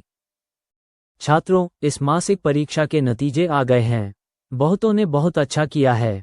कुछ ने उल्लेखनीय प्रगति की है जिसने मुझे हैरान और खुश किया। ऋतु शर्मा ने कहा, इस बार हमारी क्लास का औसत नंबर 9वीं क्लास से भी ज्यादा रहा और पूरे स्कूल में पहला स्थान मिला। मुझे बड़ा गर्व है, लेकिन खुश होकर लापरवाह नहीं होना। जो अच्छा नहीं कर पाए वे मेहनत जारी रखें और जो अच्छे हैं वे अपना स्तर बनाए रखें। थोड़ी देर रुककर ऋतु शर्मा ने क्लास पर नजर डाली और ऐलान किया, हमारी क्लास के 5 छात्रों ने पूरे स्कूल के टॉप 10 में जगह बनाई है। इन छात्रों के लिए जोरदार तालियां और उम्मीद है कि ये आगे भी मेहनत करके क्लास का नाम रोशन करेंगे। छिटपुट तालियां बजी लेकिन कुछ ही सेकंड में बंद हो गईं। 5 लोगों का टॉप 10 में आना, क्लास टीचर ऋतु शर्मा को छोड़कर किसी ने ज्यादा उत्साह नहीं दिखाया। यह उनका काम नहीं था, वे तो अपने नतीजों की चिंता में थे। तालियां बंद होने के बाद सभी छात्र ऋतु शर्मा की तरफ देखने लगे। पहले की थकाऊ बातें सुन चुके थे, नीचे नतीजे बताना ही असली काम था। अब इस मासिक परीक्षा के हमारी क्लास के कुल नंबर और स्कूल रैंकिंग बताती हूँ। ऋतु शर्मा ने शिक्षण सामग्री से एक ग्रेड शीट निकाली और ऊपर से नीचे पढ़ने लगी। पहला स्थान अक्षय शर्मा, कुल 697 नंबर, पूरे स्कूल में दूसरा स्थान। दूसरा स्थान प्रिया मल्होत्रा, कुल 690 नंबर, पूरे स्कूल में तीसरा स्थान। तीसरा स्थान विकास गुप्ता, कुल 673 नंबर, पूरे स्कूल में 7वां स्थान। चौथा स्थान नेहा जैन, कुल 665 नंबर, पूरे स्कूल में 9वां स्थान। पहले कुछ स्थान कोई चौंकाने वाली बात नहीं थे। ये टॉप छात्र हमेशा ग्रेड के टॉप 20 में रहते थे। फिर ऋतु शर्मा एक बार फिर रुकी, जानबूझकर रोहन गुप्ता की तरफ देखा जो शांति से उन्हें ऐलान करते सुन रहा था। 5वां रोहन गुप्ता, कुल 661 नंबर, पूरे स्कूल में 10वां स्थान। अभी तक छात्रों को लग रहा था कि 10वें से 20वें के बीच का कोई छात्र टॉप 10 में आया होगा जो उम्मीद के अनुसार होता। लेकिन रोहन गुप्ता, वो इतनी चुपचाप टॉप 10 में कैसे? एक पल के लिए क्लास में खामोशी छा गई, फिर धमाका हो गया। क्या रोहन गुप्ता, ये कैसे हो सकता है? पहली मासिक परीक्षा में 100वें स्थान के बाहर था। टीचर ने गलत पढ़ा होगा। ऐलान के बाद क्लास में बहस का ज्वार उठा। छात्र शक से भरे हुए बोल रहे थे। हर परीक्षा में 10-20 जगह आगे जाना समझ में आता है, लेकिन 100 जगह की छलांग असंभव लगती थी। आखिरकार सिर्फ वे नहीं पढ़ रहे थे, सब मेहनत कर रहे थे। जैसे 100 मीटर की दौड़, 1 सेकंड पीछे रहो, पकड़ पाना मुश्किल होता है। फिर भी रोहन गुप्ता ने पकड़ लिया, जिससे वे दंग रह गए। बेशक हैरानी के अलावा दो लोग खुश भी थे। एक थी प्रिया मल्होत्रा, जो पसंद के इंसान के अच्छे नतीजों से बेहद खुश थी। दूसरा था आर्यन पटेल, जो सच में रोहन गुप्ता को अपना सबसे अच्छा दोस्त मानता था। लगाया गया दांव दोस्त के ऊंचे नंबरों के सामने छोटा लगा। आपसी सम्मान जीत हार से नहीं बल्कि मजे से नापा जाता था। शांत क्लास तुरंत चुप हो गई। सब ऋतु शर्मा की तरफ देखने लगे, लेकिन बहस के बाद उन्होंने तथ्य मानने शुरू कर दिए। आखिरकार रोहन गुप्ता के मुश्किल सवाल हल करने को ज्यादा समय नहीं गुजरा था। एक और हैरानी बहुत चौंकाने वाली नहीं थी। ऋतु शर्मा ने धीरे धीरे बोलना शुरू किया। रोहन गुप्ता की इस मासिक परीक्षा में शानदार प्रदर्शन के लिए गर्मजोशी से तालियां बजाएं। उसने 100 से ज्यादा जगह आगे जाकर उल्लेखनीय प्रगति की है। इसका क्या मतलब है? मतलब है कि आप सबकी सीमाएं नहीं आए हैं। रैंकिंग और नंबरों में और सुधार की बहुत गुंजाइश है। ये खुशी की बात है। मेहनत जारी रखो। शायद अगली बार हमें चौंकाने वाला तुम में से कोई एक होगा। सबसे अच्छा नहीं, और बेहतर होना चाहिए। रोहन गुप्ता सबसे अच्छा उदाहरण है। मुझे यकीन है कि तुम मुझे और हैरान करोगे। जैसी उम्मीद थी, क्लास टीचर की लंबी प्रशंसा और प्रेरणा वाले भाषण के बाद छात्र तुरंत उत्साह से भर गए। ठीक है, लड़ने का जज्बा आया। सोचते हुए छात्रों को देखते हुए ऋतु शर्मा ने अपनी भाषण देने की काबिलियत की तारीफ की। ये हर क्लास टीचर का बुनियादी कौशल था। छात्रों को प्रेरित न कर सके तो टीचर किस काम का। हालांकि भाषण इतना लंबा था कि शुरुआत में तालियां बजाने की बात सब भूल गए। उत्साह से भरे मन में भूल गए, यहां तक कि ऋतु शर्मा को भी याद नहीं रहा। लेकिन मामले के केंद्र में रहे रोहन गुप्ता और पास बैठी टॉप छात्रा प्रिया मल्होत्रा मीठी मीठी बातों से कहां प्रभावित होते। प्रिया मल्होत्रा ने असहजता महसूस की और मुंह ढककर हंसने से खुद को नहीं रोक पाए। आर्यन पटेल के बारे में वह भी इस भ्रम में डूब गया था कि वह भी कर सकता है। ऋतु शर्मा के चेहरे पर नर्म मुस्कान थी। इस मासिक परीक्षा में उनकी क्लास ने स्कूल के टॉप 10 में से 5 जगह लीं। पिछली बार से 2 ज्यादा। इस उपलब्धि के जारी रहने पर सालाना बोनस अच्छा होगा। बोर्ड परीक्षा तक जारी रहा तो सोचो ही मत। ऋतु शर्मा को उम्मीद नहीं थी कि इस परीक्षा में रोहन गुप्ता स्कूल के टॉप 10 में आएगा। पहली मासिक परीक्षा में वो 150वें स्थान के बाहर था। 830 से ज्यादा 12वीं के छात्रों में कोई खास नहीं था। बस औसत से थोड़ा ऊपर कहा जा सकता था। 100वें से बाहर होना एक महत्वपूर्ण सीमा थी, 2 बिल्कुल अलग स्तरों को दर्शाती थी। ऋतु शर्मा नहीं जानती थी कि रोहन गुप्ता 150वें से 10वें पर इतनी जल्दी कैसे पहुंचा। लेकिन एक बात से इनकार नहीं था कि उनकी क्लास को एक और टॉप छात्र मिला। उस वक्त का उनका फैसला सही था। इसके बाद ऋतु शर्मा ने एक एक करके नंबर पढ़े। आर्यन पटेल के नंबरों पर रुककर उन्होंने काफी तारीफ की। आर्यन पटेल ने भी इस परीक्षा में अच्छा किया था, क्लास में 15वां और ग्रेड में 88वां स्थान। प्रगति उल्लेखनीय थी। हालांकि रोहन गुप्ता की प्रगति के सामने ये फीका था, लेकिन वह भी अच्छा प्रचार सामग्री था। जितने ज्यादा बदलाव उतने ज्यादा खुश टीचर। अगर क्लास के नंबर जमे रहें और कोई प्रेरणा न हो, तब असली समस्या होती। नंबर बताने के बाद गणित के पर्चे बांटने का वक्त आया। नाम बुलाया गया और छात्र ऊपर से नीचे क्रम में एक एक करके पर्चा लेने गए। रोहन गुप्ता को कुल 132 नंबर मिले, जो उसने पहले ही अंदाजा लगाया था। रोहन गुप्ता पर्चा लेने गया तो सभी छात्र उसे देख रहे थे। तरह तरह की नजरें, प्रशंसा, तिरस्कार, नाराजगी, सराहना और यहां तक कि दीवानगी। इतने लोगों की नजर में रोहन गुप्ता को असहजता हुई। सिर झुकाकर, मन केंद्रित करके पोडियम से उतर आया। क्लास में कई छात्र थे। थोड़ी देर में 56 लोगों को पर्चे मिल गए। सुबह की स्वाध्याय खत्म होने से पहले ऋतु शर्मा ने सब छात्रों के पर्चे बांट दिए। 10 मिनट का अंतराल। पहली क्लास भी ऋतु शर्मा की ही थी, इसलिए दफ्तर वापस नहीं गई बल्कि पोडियम पर ही पर्चे देखती रहीं।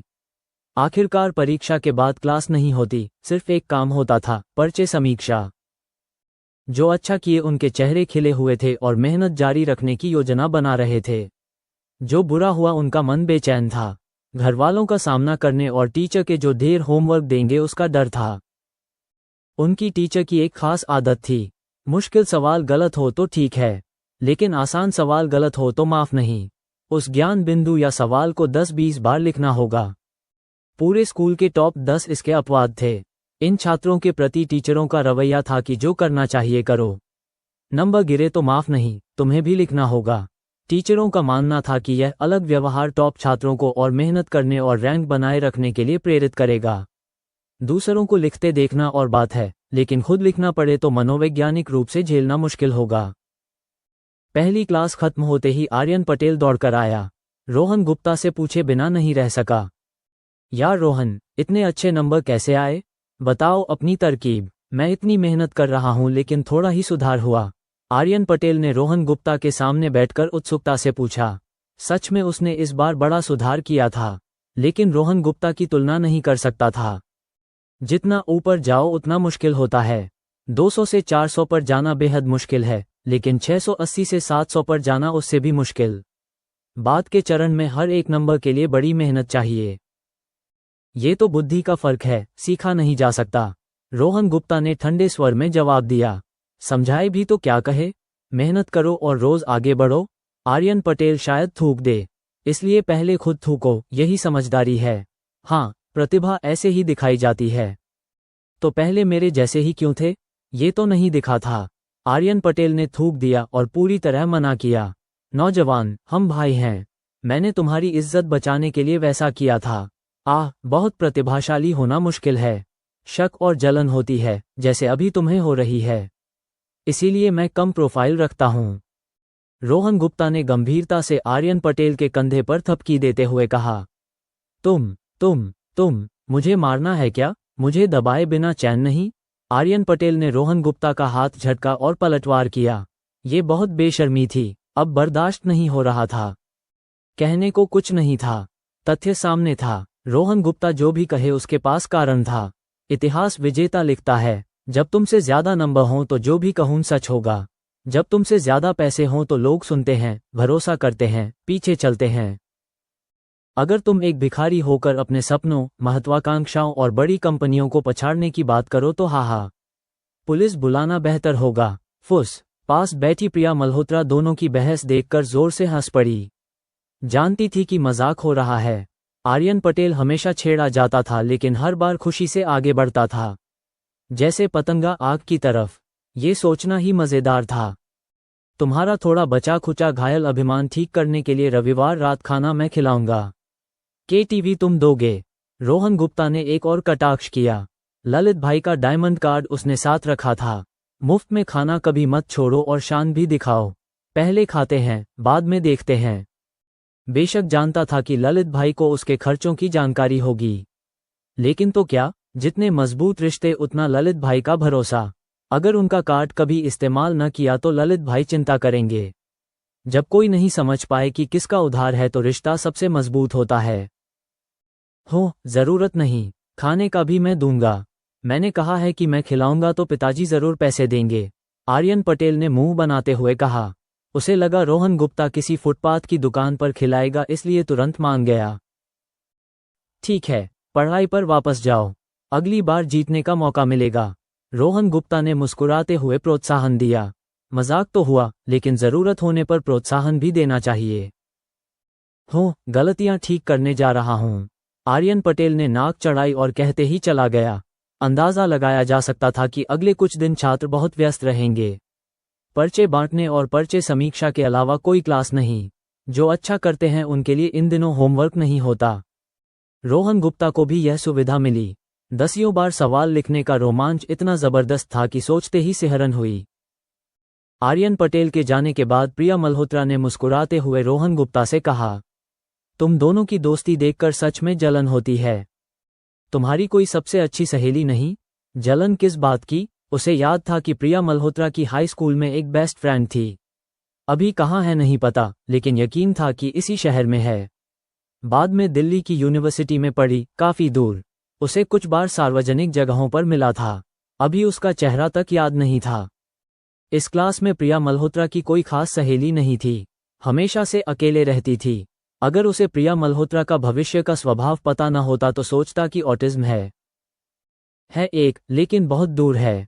सिर्फ हफ्ते के अंत में मिल सकते हैं। पढ़ाई की व्यस्तता की वजह से 1 महीने से ज्यादा से नहीं मिले। प्रिया मल्होत्रा ने सोचते हुए कहा, ओह कोई बात नहीं, आगे से हमारे साथ ज्यादा घूमना। रोहन गुप्ता ने दिलासा दिया। अब अपनी उलझन सुलझा चुका था। रिश्ते में नहीं पड़ना था, लेकिन दोस्त होना कोई बोझ नहीं था। प्रिया मल्होत्रा के स्वभाव को देखते हुए जब तक शालिनी वर्मा थी, वो अपने लिए मुसीबत नहीं बनेगी। वो एक चालाक और परंपरागत सोच वाली थी। एक बार कह चुकी थी कि किसी का घर नहीं तोड़ेगी। सच में, प्रिया मल्होत्रा ने फौरन खुशी से जवाब दिया। उसने रोहन गुप्ता और खुद के बीच कुछ विकसित होने की उम्मीद नहीं की थी। अगर रोहन गुप्ता शालिनी वर्मा को छोड़कर उसे चुनता तो वो उसे नफरत करती। बस रोहन गुप्ता के पास रहना चाहती थी। बस इतना काफी था कि रोहन गुप्ता उसे दूर न करे। बाकी का दिन पर्चे बांटने, वापस लेने और समीक्षा में गुजरा। इस वजह से अचानक चमके रोहन गुप्ता सब टीचरों के ध्यान का केंद्र बन गया। एक के बाद एक उसे मंच पर बुलाते रहे। पहले थोड़ा डर लगा, लेकिन पहली बार के बाद घबराहट नहीं रही। मामा जैसी सोच से भाषा व्यवस्था भी बुरी नहीं थी। उसकी व्याख्या पर टीचर बार बार सिर हिलाते और तारीफ करते। पढ़ाना एक कला है। कुछ समझने का मतलब यह नहीं कि सबको समझा सकते हो। अलग अलग समझ वाले छात्रों को समझाना आसान नहीं है। रोहन गुप्ता ने पूरी समस्या हल करने की प्रक्रिया को सबसे बुनियादी स्तर पर समझाया। फिर रोहन गुप्ता एक त्रासदी में पड़ गया। हिंदी को छोड़कर, जिसमें फेल हो गया था, बाकी सब क्लासों के करीब 5वें हिस्से के सवाल उसने समझाए। टीचर को कोई खास फर्क नहीं पड़ा। एक तरफ सबको रोहन गुप्ता की काबिलियत दिखी, दूसरी तरफ कम नंबर वाले छात्रों को अंतर दिखा। इसके अलावा रोहन गुप्ता की समस्या हल करने के तरीके और तकनीकें भी सबको मिलीं। एक तीर से 3 शिकार और टीचर की ऊर्जा भी बची। रोहन गुप्ता बेचैन नहीं था। उसके नज़रिए से पढ़ाई अच्छे से करने और किसी सिद्धांत को मजबूत करने का सबसे अच्छा तरीका दूसरों को समझाना है। बार बार दोहराना एक तेज पढ़ाई की तकनीक निकलती है। कुछ बार समझाने के बाद वह ज्ञान बिंदु जल्दी नहीं भूलता। इसलिए रोहन गुप्ता जानता था, पिछली जिंदगी में एक बेहद टॉप छात्र की पढ़ाई की तकनीक सुनी थी। वो घर पर एक ब्लैक बोर्ड लगाता था, कल्पना करता था कि नीचे छात्र हैं और टीचर की तरह हवा को पढ़ाता था। ये तरीका बेहद असरदार था। ज्ञान याद रहता था। वो कई सालों तक स्कूल का नंबर 1 रहा और पेकिंग यूनिवर्सिटी में दाखिला लेने के बाद ये तरीका सार्वजनिक किया। आखिरकार बहुत प्रचलित नहीं हुआ, या शायद लोग इस्तेमाल कर रहे थे और फायदा उठा रहे थे लेकिन मानते नहीं थे। रोहन गुप्ता ने उस समय ध्यान नहीं दिया क्योंकि यूनिवर्सिटी में आ चुका था। इस पढ़ाने के जरिए पूरी क्लास ने रोहन गुप्ता की काबिलियत को मान लिया। उसके नंबरों पर कोई शक नहीं रहा। अब कोई संशय की आवाज नहीं थी। यही होता है छात्रों में, जानते हो तो ऊपर, नहीं जानते तो नीचे। इस तरह रोहन गुप्ता ने ये दिलचस्प दिन खत्म किया। रोहू वापस आ गया। इस बार कितने आए, दिखाओ। जैसे ही घर पहुंचा, मामी पहले ही वापस आ चुकी थीं। प्राइमरी स्कूल जल्दी छूटती थी, इसलिए दोनों बहनें भी वापस आकर कमरों में होमवर्क कर रही थीं। बस बड़ी बहन रिया शर्मा की मासिक परीक्षा के नतीजों के बारे में अभी पता नहीं था। ये लो, रोहन गुप्ता ने बैग से सभी पर्चे निकाले और दे दिए। पिछली जिंदगी में हर मासिक परीक्षा के बाद मामी सब पर्चे जांचती थीं। इसलिए इस बार सब एक साथ बांध लिए ताकि एक एक ढूंढने की झंझट न हो। मामी ने पर्चे लेकर चाय की मेज पर फैलाकर देखने लगी। ऊपर हिंदी का पर्चा था। 118 नंबर थे, जो बिल्कुल सामान्य था, पिछली बार जैसा। अच्छा था कि नंबर कम नहीं हुए। हिंदी के बाद गणित। गणित के नंबर देखकर मामी की आंखें चमक उठीं। बड़ी प्रगति। इसलिए आगे पढ़ते पढ़ते खुशी बढ़ती गई। सब पर्चे देखने के बाद बंद किए और उत्साह से बोलीं, रोहू, यह नंबर सच्चे हैं? जोड़ने पर 600 से ज्यादा बन रहे हैं। पहली मासिक परीक्षा में 576 थे। हाँ, हाल में जो पढ़ाई की उसका फल मिला। पूरे ग्रेड में 10वां स्थान मिला। रोहन गुप्ता ने पानी का घूंट लेकर कहा। बहुत अच्छा, मामा को पता चलेगा तो बहुत खुश होंगे। ये कहकर मामी फिर से पर्चे ध्यान से देखने लगीं। प्राइमरी स्कूल में पढ़ाती थीं, लेकिन यहाँ के बहुत से सवाल फिर भी समझ में आते थे। जैसे आप खुश हों, रोहन गुप्ता ने मुस्कुराते हुए कहा। मामी की आह सुनते ही रिया शर्मा उत्साह से दौड़ती हुई आई। भैया, कितने आए? माँ इतनी उत्साहित क्यों हैं?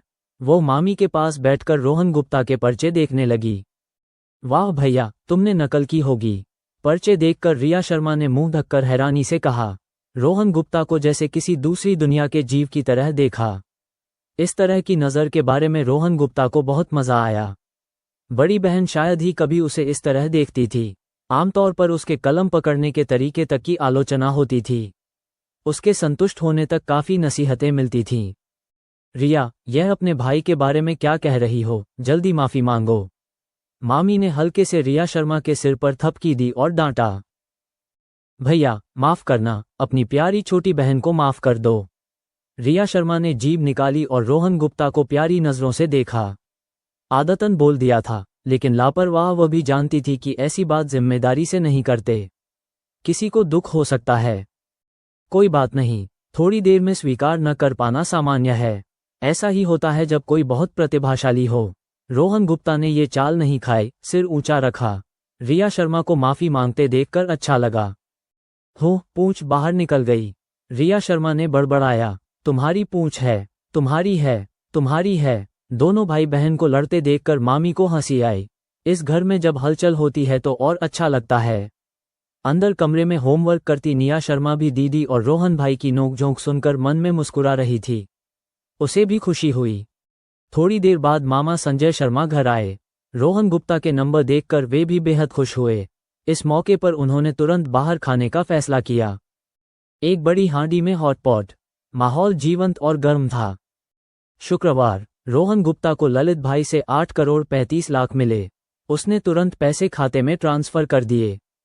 सच बताएं तो उसे नहीं पता था कि उसके खाते पर बैंक की नज़र है या नहीं। डर था कि अगर देर से निकाले तो खाता फ्रीज हो जाए और ललित भाई को वापस न कर पाए। इसलिए हमेशा इस बारे में बहुत सतर्क रहता था। पैसे जैसे ही सिस्टम में आए, सबसे सुरक्षित जगह थे। न कोई पैसों का पता लगा सकता था, न सिस्टम खाते फ्रीज हो सकते थे।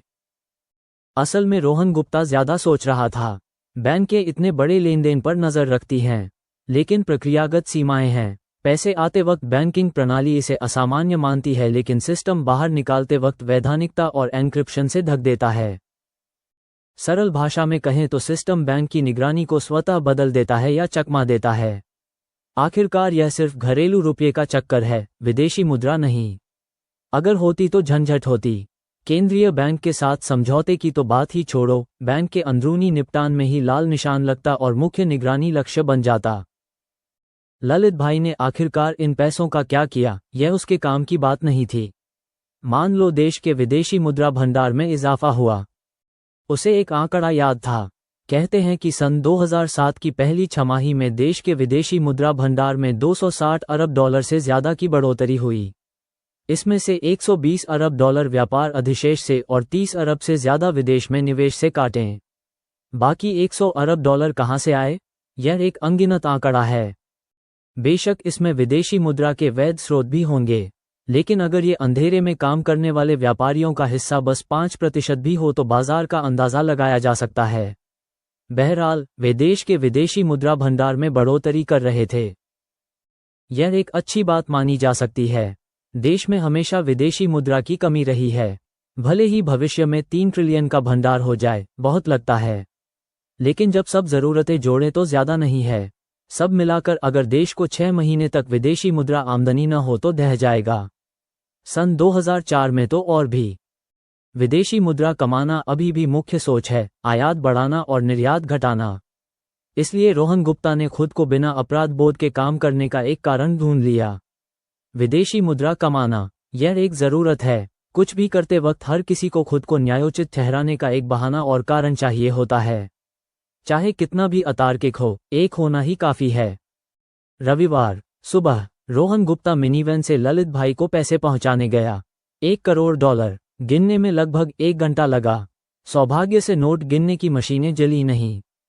इस बार ललित भाई ने अगले लेन देन का वक्त और रकम नहीं बताए। कहा कि शायद अगले महीने तक इंतजार करना होगा। रोहन गुप्ता ने ज्यादा नहीं सोचा। इतने बड़े पैमाने के डॉलर को ललित भाई को पचाने का वक्त चाहिए था। कुल मिलाकर इस लेन देन से 3 करोड़ 50 लाख का मुनाफा हुआ। पहले के 1 करोड़ 5 लाख और पहले लेन देन के 45 लाख जोड़कर ललित भाई से कुल 5 करोड़ कमाए। हालांकि खाते का बैलेंस अब 4 करोड़ 98 लाख था। ललित भाई की साख जांचने, शालिनी वर्मा के कपड़े और अन्य खर्चों से थोड़ा कम हुआ था। 4 करोड़ 98 लाख। हंसी आई। बार बार खाते का बैलेंस देखते हुए रोहन गुप्ता ने मन में कहा, पैसा होना कितना अच्छा लगता है। ये सच में संपन्नता की निशानी है, लेकिन यह उसकी आदर्श सीमा से अभी बहुत दूर है। देखेंगे कि सिस्टम अगले स्तर पर कौन सी मुद्रा खोलेगा, उससे अगली चाल तय होगी। इसके अलावा याद था कि डॉलर हमेशा रुपये के मुकाबले कमज़ोर होता जाता है। जब तक 1 से 8 से कम लेकिन 1 से 7.5 से ज़्यादा रहे तो काम चलेगा। लेकिन ये कब और क्यों होगा बिल्कुल याद नहीं था। शायद कुछ महीनों में या कुछ सालों में, कौन जाने, यह उसकी याददाश्त में नहीं था। दोपहर के खाने के बाद रोहन गुप्ता मिनीवैन लेकर ढाबे पर आ गया और काउंटर पर बैठकर होमवर्क करने लगा। अब दोपहर का खाना बीत गया था और कोई ग्राहक नहीं था। महेश पटेल हॉल में बैठकर टीवी देख रहे थे और आर्यन पटेल उनके पास बैठकर होमवर्क कर रहा था। दोनों ने साथ न लिखने का फैसला किया था ताकि आर्यन पटेल नकल न कर सके। आखिरकार महेश पटेल रोहन गुप्ता के नतीजे देखकर हैरान हो गए थे और आर्यन पटेल के साथ और सख्त हो गए थे।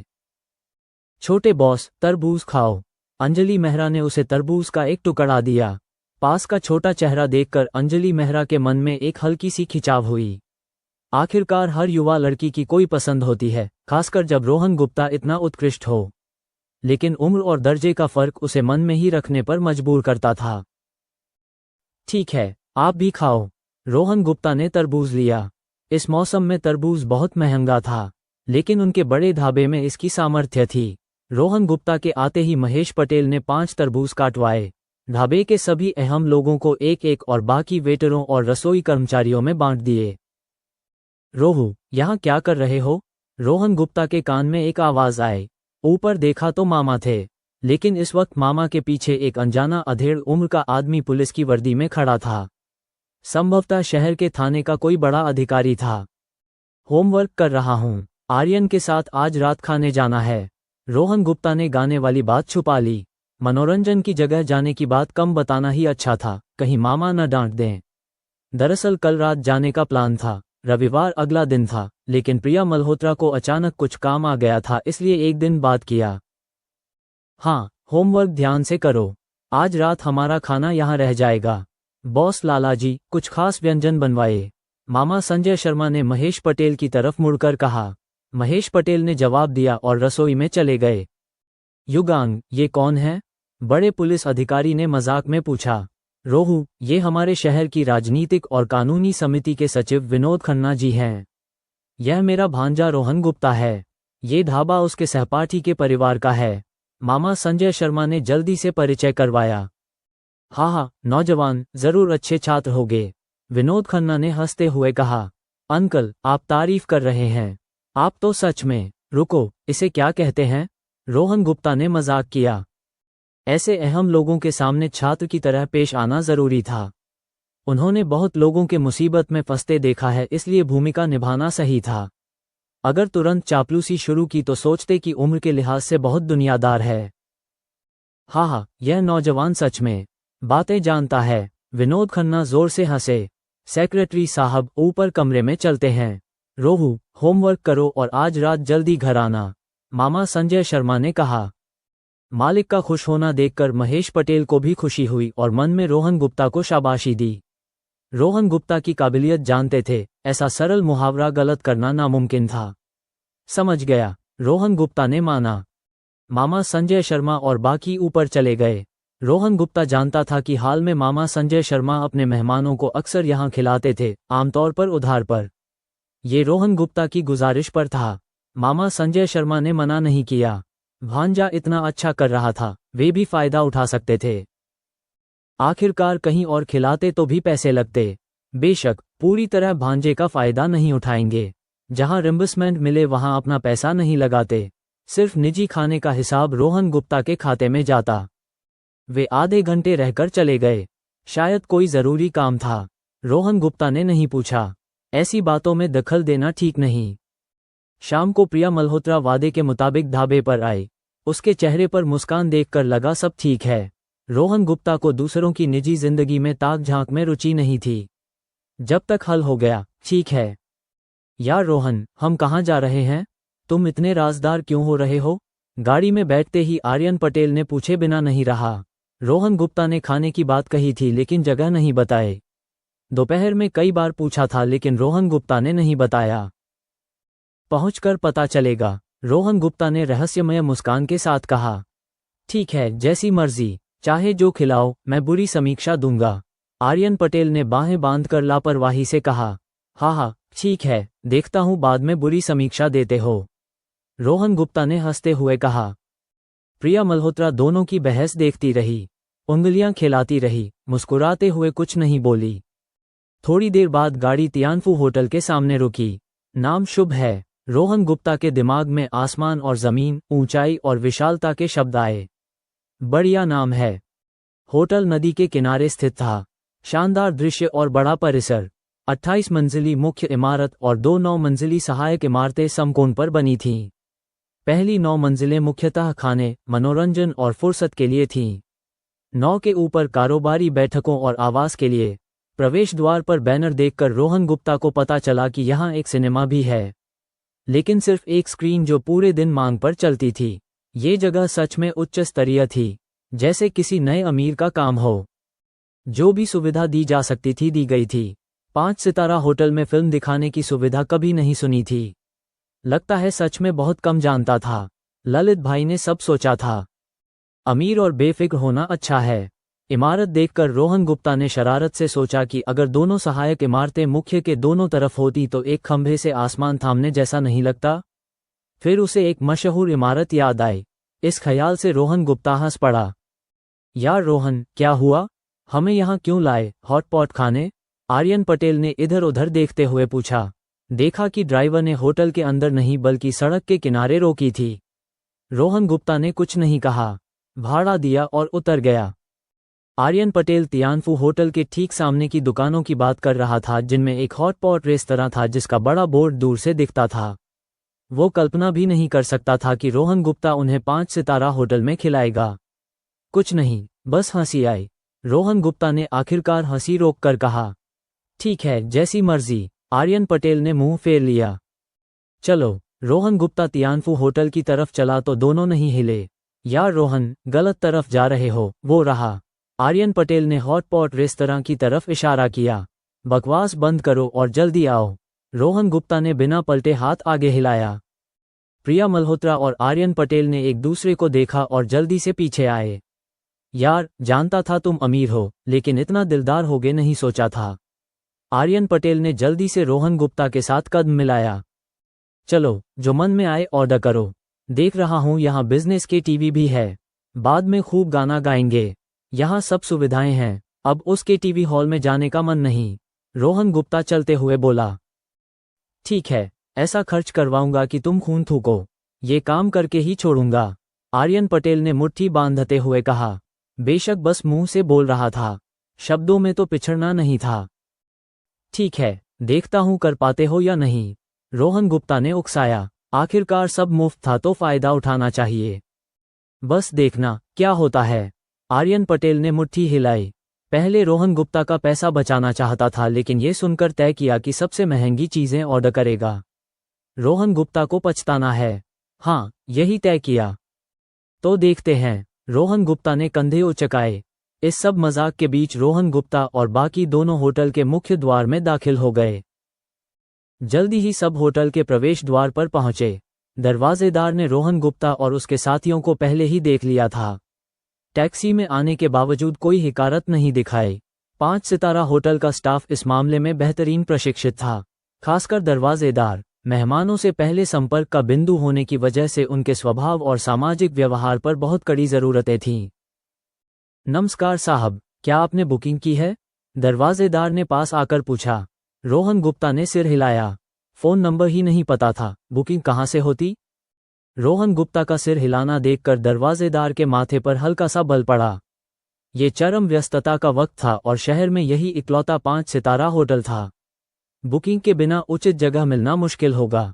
दरवाजेदार एक पल हिचकिचाया। ऐसे में साहब, लॉबी में काउंटर पर जाकर देखें कि कोई जगह बची है या नहीं। ठीक है, रोहन गुप्ता ने मुस्कुराते हुए कहा और सीधे होटल के अंदर चला गया। मेरे पीछे आइए। दरवाजेदार ने वॉकी टॉकी से रिसेप्शनिस्ट को बता दिया था कि रोहन गुप्ता और उसके दोस्तों ने बुकिंग नहीं की। रिसेप्शनिस्ट ने पूछा भी नहीं। हर स्तर पर मेहमानों से पूछना परेशान करना होगा। उसने रोहन गुप्ता को काउंटर तक पहुंचाया। इन छात्र जैसे दिखने वाले लोगों को जगह मिलेगी या नहीं, यह उसके काम की बात नहीं थी। नमस्कार, तियानफू होटल में आपका स्वागत है। कैसे मदद कर सकती हूँ? प्रोफेशनल काली पोशाक में रिसेप्शनिस्ट ने थोड़ा झुककर मुस्कुराते हुए अभिवादन किया। मानक और सुखद मुद्रा। रोहन गुप्ता के मन में आया कि बड़े होटल सच में अलग होते हैं। इसकी मासिक तनख्वाह 5-6 हज़ार होगी। खाना खाना है, चाइनीज या वेस्टर्न? रिसेप्शनिस्ट ने मुस्कुराते हुए पूछा। तुम लोगों को क्या चाहिए? रोहन गुप्ता ने पलटकर पूछा। चाइनीज, आर्यन पटेल ने थोड़ा सोचकर जवाब दिया। वेस्टर्न खाना खाने का तरीका पता नहीं था। सुना था बहुत जटिल होता है, इज्जत गंवाने का मन नहीं था। मुझे भी चाइनीज खाना पसंद है। वेस्टर्न कुछ बार खाया है लेकिन आदत नहीं हुई। प्रिया मल्होत्रा ने कहा। उसे भी वेस्टर्न खाना पसंद नहीं था, ऊपर से दिखावटी लगता था। तो चाइनीज ही। कोई थोड़ा बड़ा प्राइवेट कमरा है? रोहन गुप्ता ने पूछा। माफ करिए, हमारे सभी चाइनीज डाइनिंग कमरे बुक हैं, रिसेप्शनिस्ट ने माफी के साथ कहा। रोहन गुप्ता ने मुस्कुराया, ज्यादा कुछ बोले बिना सीधे बटुआ निकाला और ललित भाई का दिया डायमंड कार्ड निकालकर आगे बढ़ाया। यकीन था कि होटल में कुछ कमरे रिजर्व जरूर होंगे। ये सामान्य व्यवहार था, बेशक सच में न भी हो तो कोई रास्ता निकल जाता। केटीवी के कमरे में खाना खाना भी एक तरह का प्राइवेट कमरा ही है। इतने बड़े होटल में यह मसला हल करने के कई तरीके होते हैं।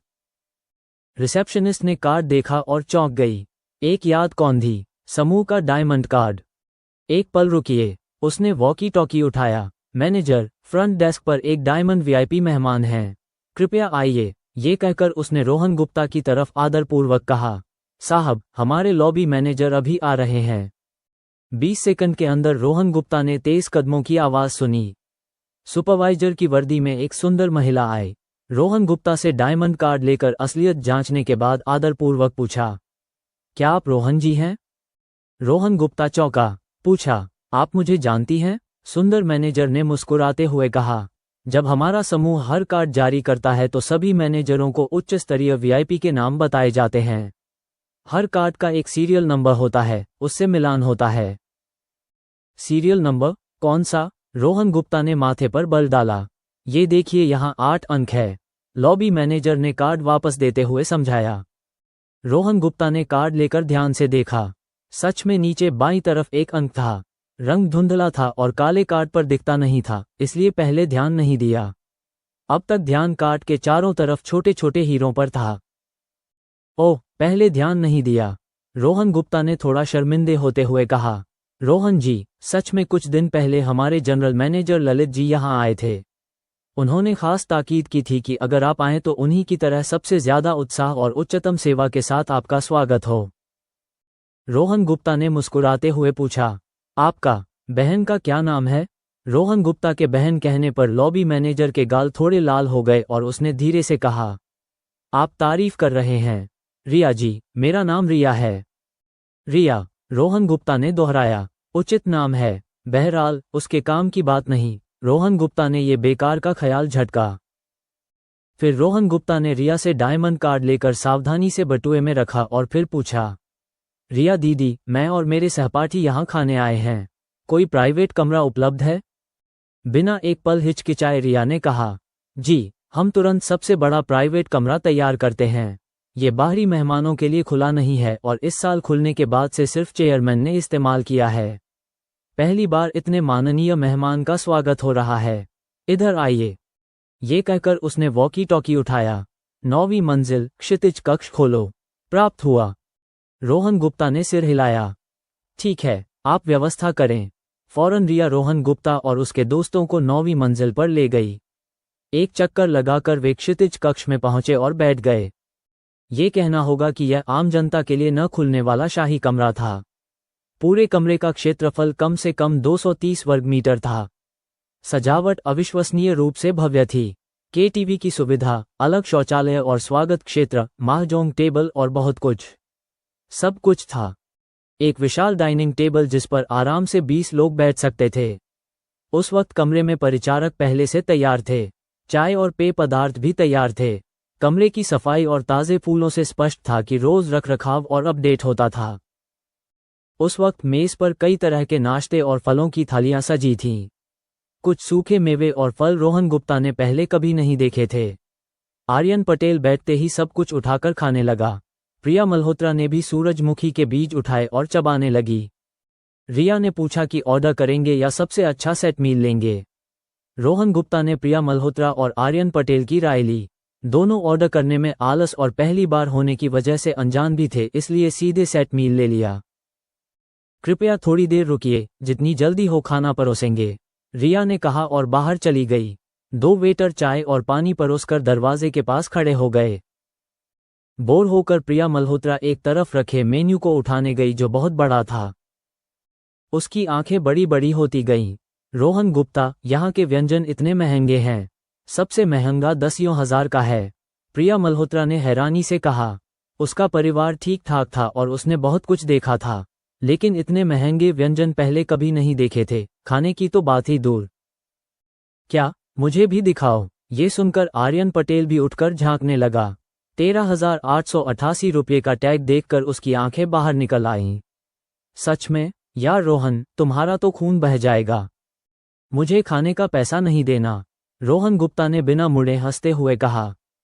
क्या क्या? प्रिया मल्होत्रा और आर्यन पटेल ने एक साथ पलटकर हैरानी से पूछा। ये क्यों?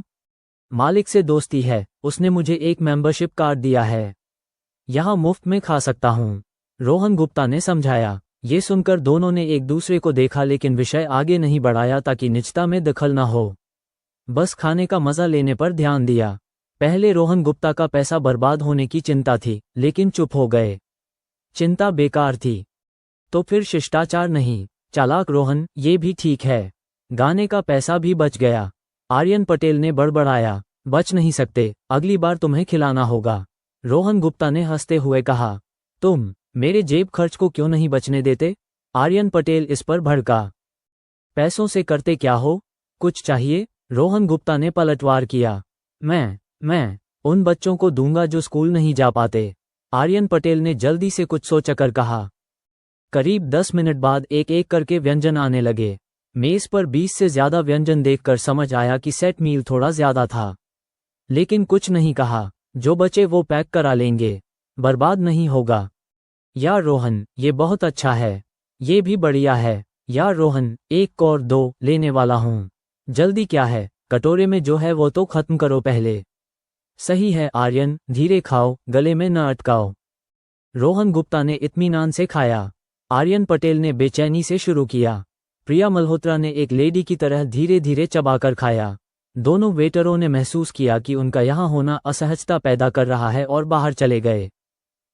ठक ठक, किसी ने दरवाजा खटखटाया। अंदर की बातचीत रुकी, फिर दरवाजा खुला। रिया चमकते चेहरे के साथ एक बाइजियू की बोतल लेकर आई, पीछे एक अधेड़ उम्र का आदमी।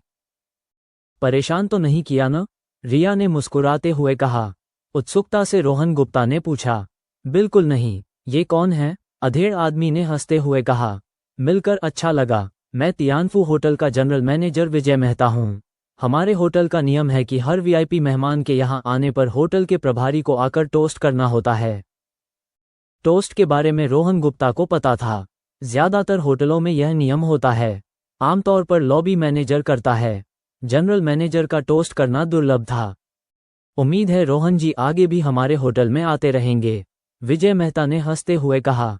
तो जरूर फायदा उठाऊंगा, रोहन गुप्ता ने विनम्रता से कहा। फिर रिया ने 5 अंकों की बाइजियू खोली। विजय मेहता और खुद के लिए एक पूरा गिलास भरा। आर्यन पटेल और प्रिया मल्होत्रा भी रेड वाइन का गिलास लेकर उठे। विजय मेहता ने हंसते हुए कहा, माननीय मेहमानों, मैं आप तीनों के लिए 3 कप करता हूँ। तियानफू होटल में खाने पीने का भरपूर आनंद उठाए। फिर उन्होंने एक के बाद एक 3 कप बाइजियू पी ली, जबकि रोहन गुप्ता और दोनों ने गिलास में बचा थोड़ा सा रेड वाइन खत्म किया। मैं जाता हूँ, किसी भी जरूरत के लिए मैनेजर रिया जी को बुलाइए, ये कहकर विजय मेहता और रिया कमरे से बाहर निकल गए। खाने पीने के बाद रोहन गुप्ता और बाकी दोनों ने माइक उठाया और गाना शुरू किया। प्रिया मल्होत्रा की आंखों में रोहन गुप्ता को देखते हुए थोड़ी उत्सुकता थी। हाल में वो बहुत बदल गया था। पहले सोचा था कि पढ़ाई और पैसों में सबसे बड़े बदलाव हैं, लेकिन और भी हैरान करने वाले बदलाव थे। इतना बड़ा होटल, इतना बड़ा कमरा, इतना महंगा खाना इतनी आसानी से, भले ही मुफ्त हो। इस तरह का तोहफा देने के लिए बहुत अच्छे रिश्ते चाहिए। और लगता था मुफ्त में आने का खुला बुलावा था। सच में नहीं जानती कि रोहन गुप्ता के कितने राज हैं। आर्यन पटेल के बारे में थोड़ी देर के लिए चौंकने के अलावा ज्यादा कुछ नहीं था। रोहन गुप्ता का अमीर होना एक तथ्य था। गाने में मुख्यतः प्रिया मल्होत्रा और आर्यन पटेल ही गा रहे थे। सच बताएं तो रोहन गुप्ता को ज्यादा गाने याद नहीं थे। संगीत सुनना पसंद था लेकिन कभी बोल याद नहीं किए। 7-8 गाने ही पूरे याद थे। वापस आने के बाद भी बेहतर याददाश्त के बावजूद कभी नहीं सोचा, वरना गाने बेचना भी एक अच्छा विचार होता। कल जैसे पूरब की तरफ बहता पानी बहुत दूर जा चुका वापस नहीं आता। आज जैसे दिल में भरी उलझने पानी काटने से और तेज बहता है, जाम उठाने से उलझने और गहरी होती हैं। कल जैसी उड़ती हवा फिर भी हमेशा नए चेहरे हंसते हैं। आर्यन पटेल, प्रिया मल्होत्रा नीचे जाने के लिए लिफ्ट लेने ही वाले थे कि पीछे से एक आवाज आए। रोहन गुप्ता को थोड़ी देर लगी समझने में कि कोई जानने वाला है। जब पलटा तो देखा करण ओबरॉय था। आवाज से पहचान नहीं हुई क्योंकि इस जिंदगी में उससे बस कुछ ही शब्द बोले थे। करण ओबरॉय को देखकर रोहन गुप्ता का दिल धक से रह गया। यार, यह कोई और नाटकीय संयोग तो नहीं? ये कहानी किसने लिखी? भगवान, इस आदमी को यहाँ से ले जाओ, ये फिर कुछ बुरा करने वाला है। करण ओबरॉय को कुछ दिनों से नहीं देखा था और मासिक परीक्षा में भी नहीं आया था। लेकिन जो करण ओबरॉय ने किया था उसे देखते हुए रोहन गुप्ता को जरा भी तरस नहीं आया। पिछली जिंदगी हो या ये, करण ओबरॉय के प्रति कोई सद्भावना नहीं थी। लोगों को अपने कामों का हिसाब देना होता है, इसीलिए करण ओबरॉय को देखते हुए उसके चेहरे पर घृणा थी। तुम यहाँ क्यों हो, ये तुम्हारे काम की बात नहीं। क्या ये होटल तुम्हारे बाप का है? प्रिया मल्होत्रा और आर्यन पटेल के जवाब देने से पहले ही रोहन गुप्ता ने ठंडे स्वर में पलटवार किया। करण ओबरॉय से यूं ही नहीं चलेगा। करण ओबरॉय का चेहरा अब तक उतर चुका था लेकिन शरीर में अभी भी दर्द था। गुंडों से पिटाई याद करके रोहन गुप्ता के प्रति नाराजगी और बढ़ गई। अब तक उसे बस पता था कि रोहन गुप्ता को भी पिटना था। गुंडों की हालत देखकर यही अंदाजा था। ये कि रोहन गुप्ता गुंडों के घेरे से बिना चोट के निकला, उस पर उसे यकीन नहीं था। मन में कोसा कि काश रोहन गुप्ता चुपचाप मार खा लेता तो उसे गुंडों का बदला नहीं झेलना पड़ता। लेकिन अब प्रिया मल्होत्रा के होते हुए भड़कने की हिम्मत नहीं थी, भले ही थोड़ा और आत्मविश्वास था। उस पल अभी उसे रोहन गुप्ता की मासिक परीक्षा के नतीजों की खबर नहीं थी, नहीं तो जलन से खाया जाता। प्रिया मल्होत्रा और आर्यन पटेल की करण ओबरॉय के प्रति कोई अच्छी धारणा नहीं थी। उसे देखते ही अच्छा मूड खराब हो गया। प्रिया मल्होत्रा को याद आया कि करण ओबरॉय ने पैसे फेंककर रोहन गुप्ता का अपमान किया था। उसे करण ओबरॉय के पिटने की जानकारी नहीं थी। आर्यन पटेल को पिछले स्कूल में करण ओबरॉय के व्यवहार और स्कूल शुरू होने पर क्लास मॉनिटर चुनाव के दौरान की घिनौनी हरकत से नफरत थी। रोहन गुप्ता, जाहिर है ये होटल मेरे बाप का नहीं है। मैंने चिंता से पूछा था, शालिनी से जवाब नहीं दे सकते? रोहन गुप्ता की बात सुनकर करण ओबरॉय ने नाराजगी से पलटवार किया। पहले गाली देने का मन था लेकिन प्रिया मल्होत्रा के होने पर संयम रखना था। जानता था कि प्रिया मल्होत्रा जैसी अच्छे संस्कार वाली और खुशमिजाज लड़कियां लगातार गाली देने वाले लोगों को पसंद नहीं करती। वो मूर्ख नहीं था, गुस्सा पीना होगा। रोहन गुप्ता ने पैसों से उसके मुंह पर थप्पड़ मारने की जो घटना हुई, जानता था प्रिया मल्होत्रा ने जरूर सुना होगा, लेकिन उसे कोई खास बात नहीं लगती थी। क्या अमीर होना जुर्म है? क्या पैसों से मसला सुलझाना गलत है? क्या मुश्किल में पड़े छात्रों की मदद करना गलत है? जाहिर है नहीं। कम से कम उसकी सोच में उसे लगता था कि उसका परिवार और प्रिया मल्होत्रा का परिवार एक जैसे सामाजिक स्तर पर हैं। हालांकि एक ही दायरे में नहीं थे, लेकिन मूल्य एक जैसे होने चाहिए। कोई पीढ़ी का फर्क नहीं। उनके लिए कोई भी समस्या पैसों से आसानी से हल हो जाती नहीं। प्रिया मल्होत्रा, आर्यन, चलते हैं। लिफ्ट आ गई थी और रोहन गुप्ता दोनों के साथ जाने को तैयार था। इस इंसान से एक शब्द और बोलना वक्त की बर्बादी लगती थी। ये सुनकर प्रिया मल्होत्रा और आर्यन पटेल ने करण ओबरॉय को नजरअंदाज किया और रोहन गुप्ता के पीछे लिफ्ट में घुस गए। तुम अभी नहीं जा सकते। करण ओबरॉय हाई स्कूल का छात्र था। खुद को नजरअंदाज होते देखकर तुरंत भड़क गया, आगे बढ़ा और लिफ्ट रोक ली। ओह, क्यों नहीं जा सकते? क्या तुम पुलिस हो या ये लिफ्ट तुम्हारी है? रोहन गुप्ता ने करण ओबरॉय को तिरस्कार से देखा। उसे मात देने में कोई संतुष्टि नहीं थी। तुम करण ओबरॉय हकलाया और रोकने की कोई वजह नहीं मिली। पहले एक अनायास प्रतिक्रिया थी, अब कोई वैध कारण नहीं था। इसके अलावा वह दूसरों को रोकने वाला कौन होता है? प्रिया मल्होत्रा और आर्यन पटेल की तिरस्कार भरी नजरें देखकर करण ओबरॉय के मन में गुस्से की लहर उठी। अचानक एक तरकीब आई, तुम लोगों ने बिल नहीं दिया। ये सुनकर रोहन गुप्ता बेवकूफ़ बन गया। ये बेवकूफ़, ये बहाना कैसे सोचा? उसकी बुद्धि कैसे काम करती है? करण ओबरॉय से पूछना चाहता था कि क्या उसकी बुद्धि बाहर जाने के लिए ज़रूरी मानक तक पहुंचती है।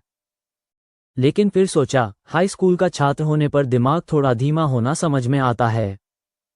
फुस, हा हा। प्रिया मल्होत्रा और आर्यन पटेल पहले हैरान फिर हंसने से रोक नहीं पाए। रोहन गुप्ता ने पिछली जिंदगी में अनगिनत चुटकुले सुने थे और हास्य की सीमा ऊंची थी, इसलिए बस हल्के से मुस्कुराया। करण ओबरॉय ने उन्हें बेकाबू हंसते देखकर तुरंत समझा कि कितना मूर्खतापूर्ण बहाना बनाया। बिल तो पहली मंजिल पर देते हैं, वह 9वीं पर क्यों रोक रहा था? पहली बार चेहरा लाल हुआ और जितना ज्यादा प्रिया मल्होत्रा के सामने शर्मिंदा होने के बारे में सोचा, रोहन गुप्ता के प्रति नफरत और गहरी होती गई। छोटे करण, यहाँ क्या कर रहे हो? लिफ्ट क्यों रोक रहे हो? करण ओबरॉय के पास से एक आवाज आई। सुनते ही करण ओबरॉय का उत्साह तुरंत वापस आया। एक दोस्त के साथ इस खाने में किसी तरह घुसा था जहां ज्यादातर अधिकारियों के बच्चे थे और उसका दोस्त अमीर घर का था। खाने के बाद ज्यादातर नीचे गाने चले गए थे, जबकि बाद में आए दो अभी भी खा रहे थे। उसके दोस्त ने उसे उन दोनों के साथ रहकर उनकी सेवा करने को कहा था। पूरे वक्त उसने खुशामद की थी और इस महफिल के सबसे अमीर घरवाले की तारीफ भी पाई थी। आप सुन रहे हैं बिलियनेयर सेकंड चांस। अगर आपको ये प्रस्तुति पसंद आई हो तो चैनल को सब्सक्राइब करें और हमारे साथ जुड़े रहें। हम आपके लिए नियमित रूप से नई ऑडियो बुक्स लेकर आते हैं। धन्यवाद।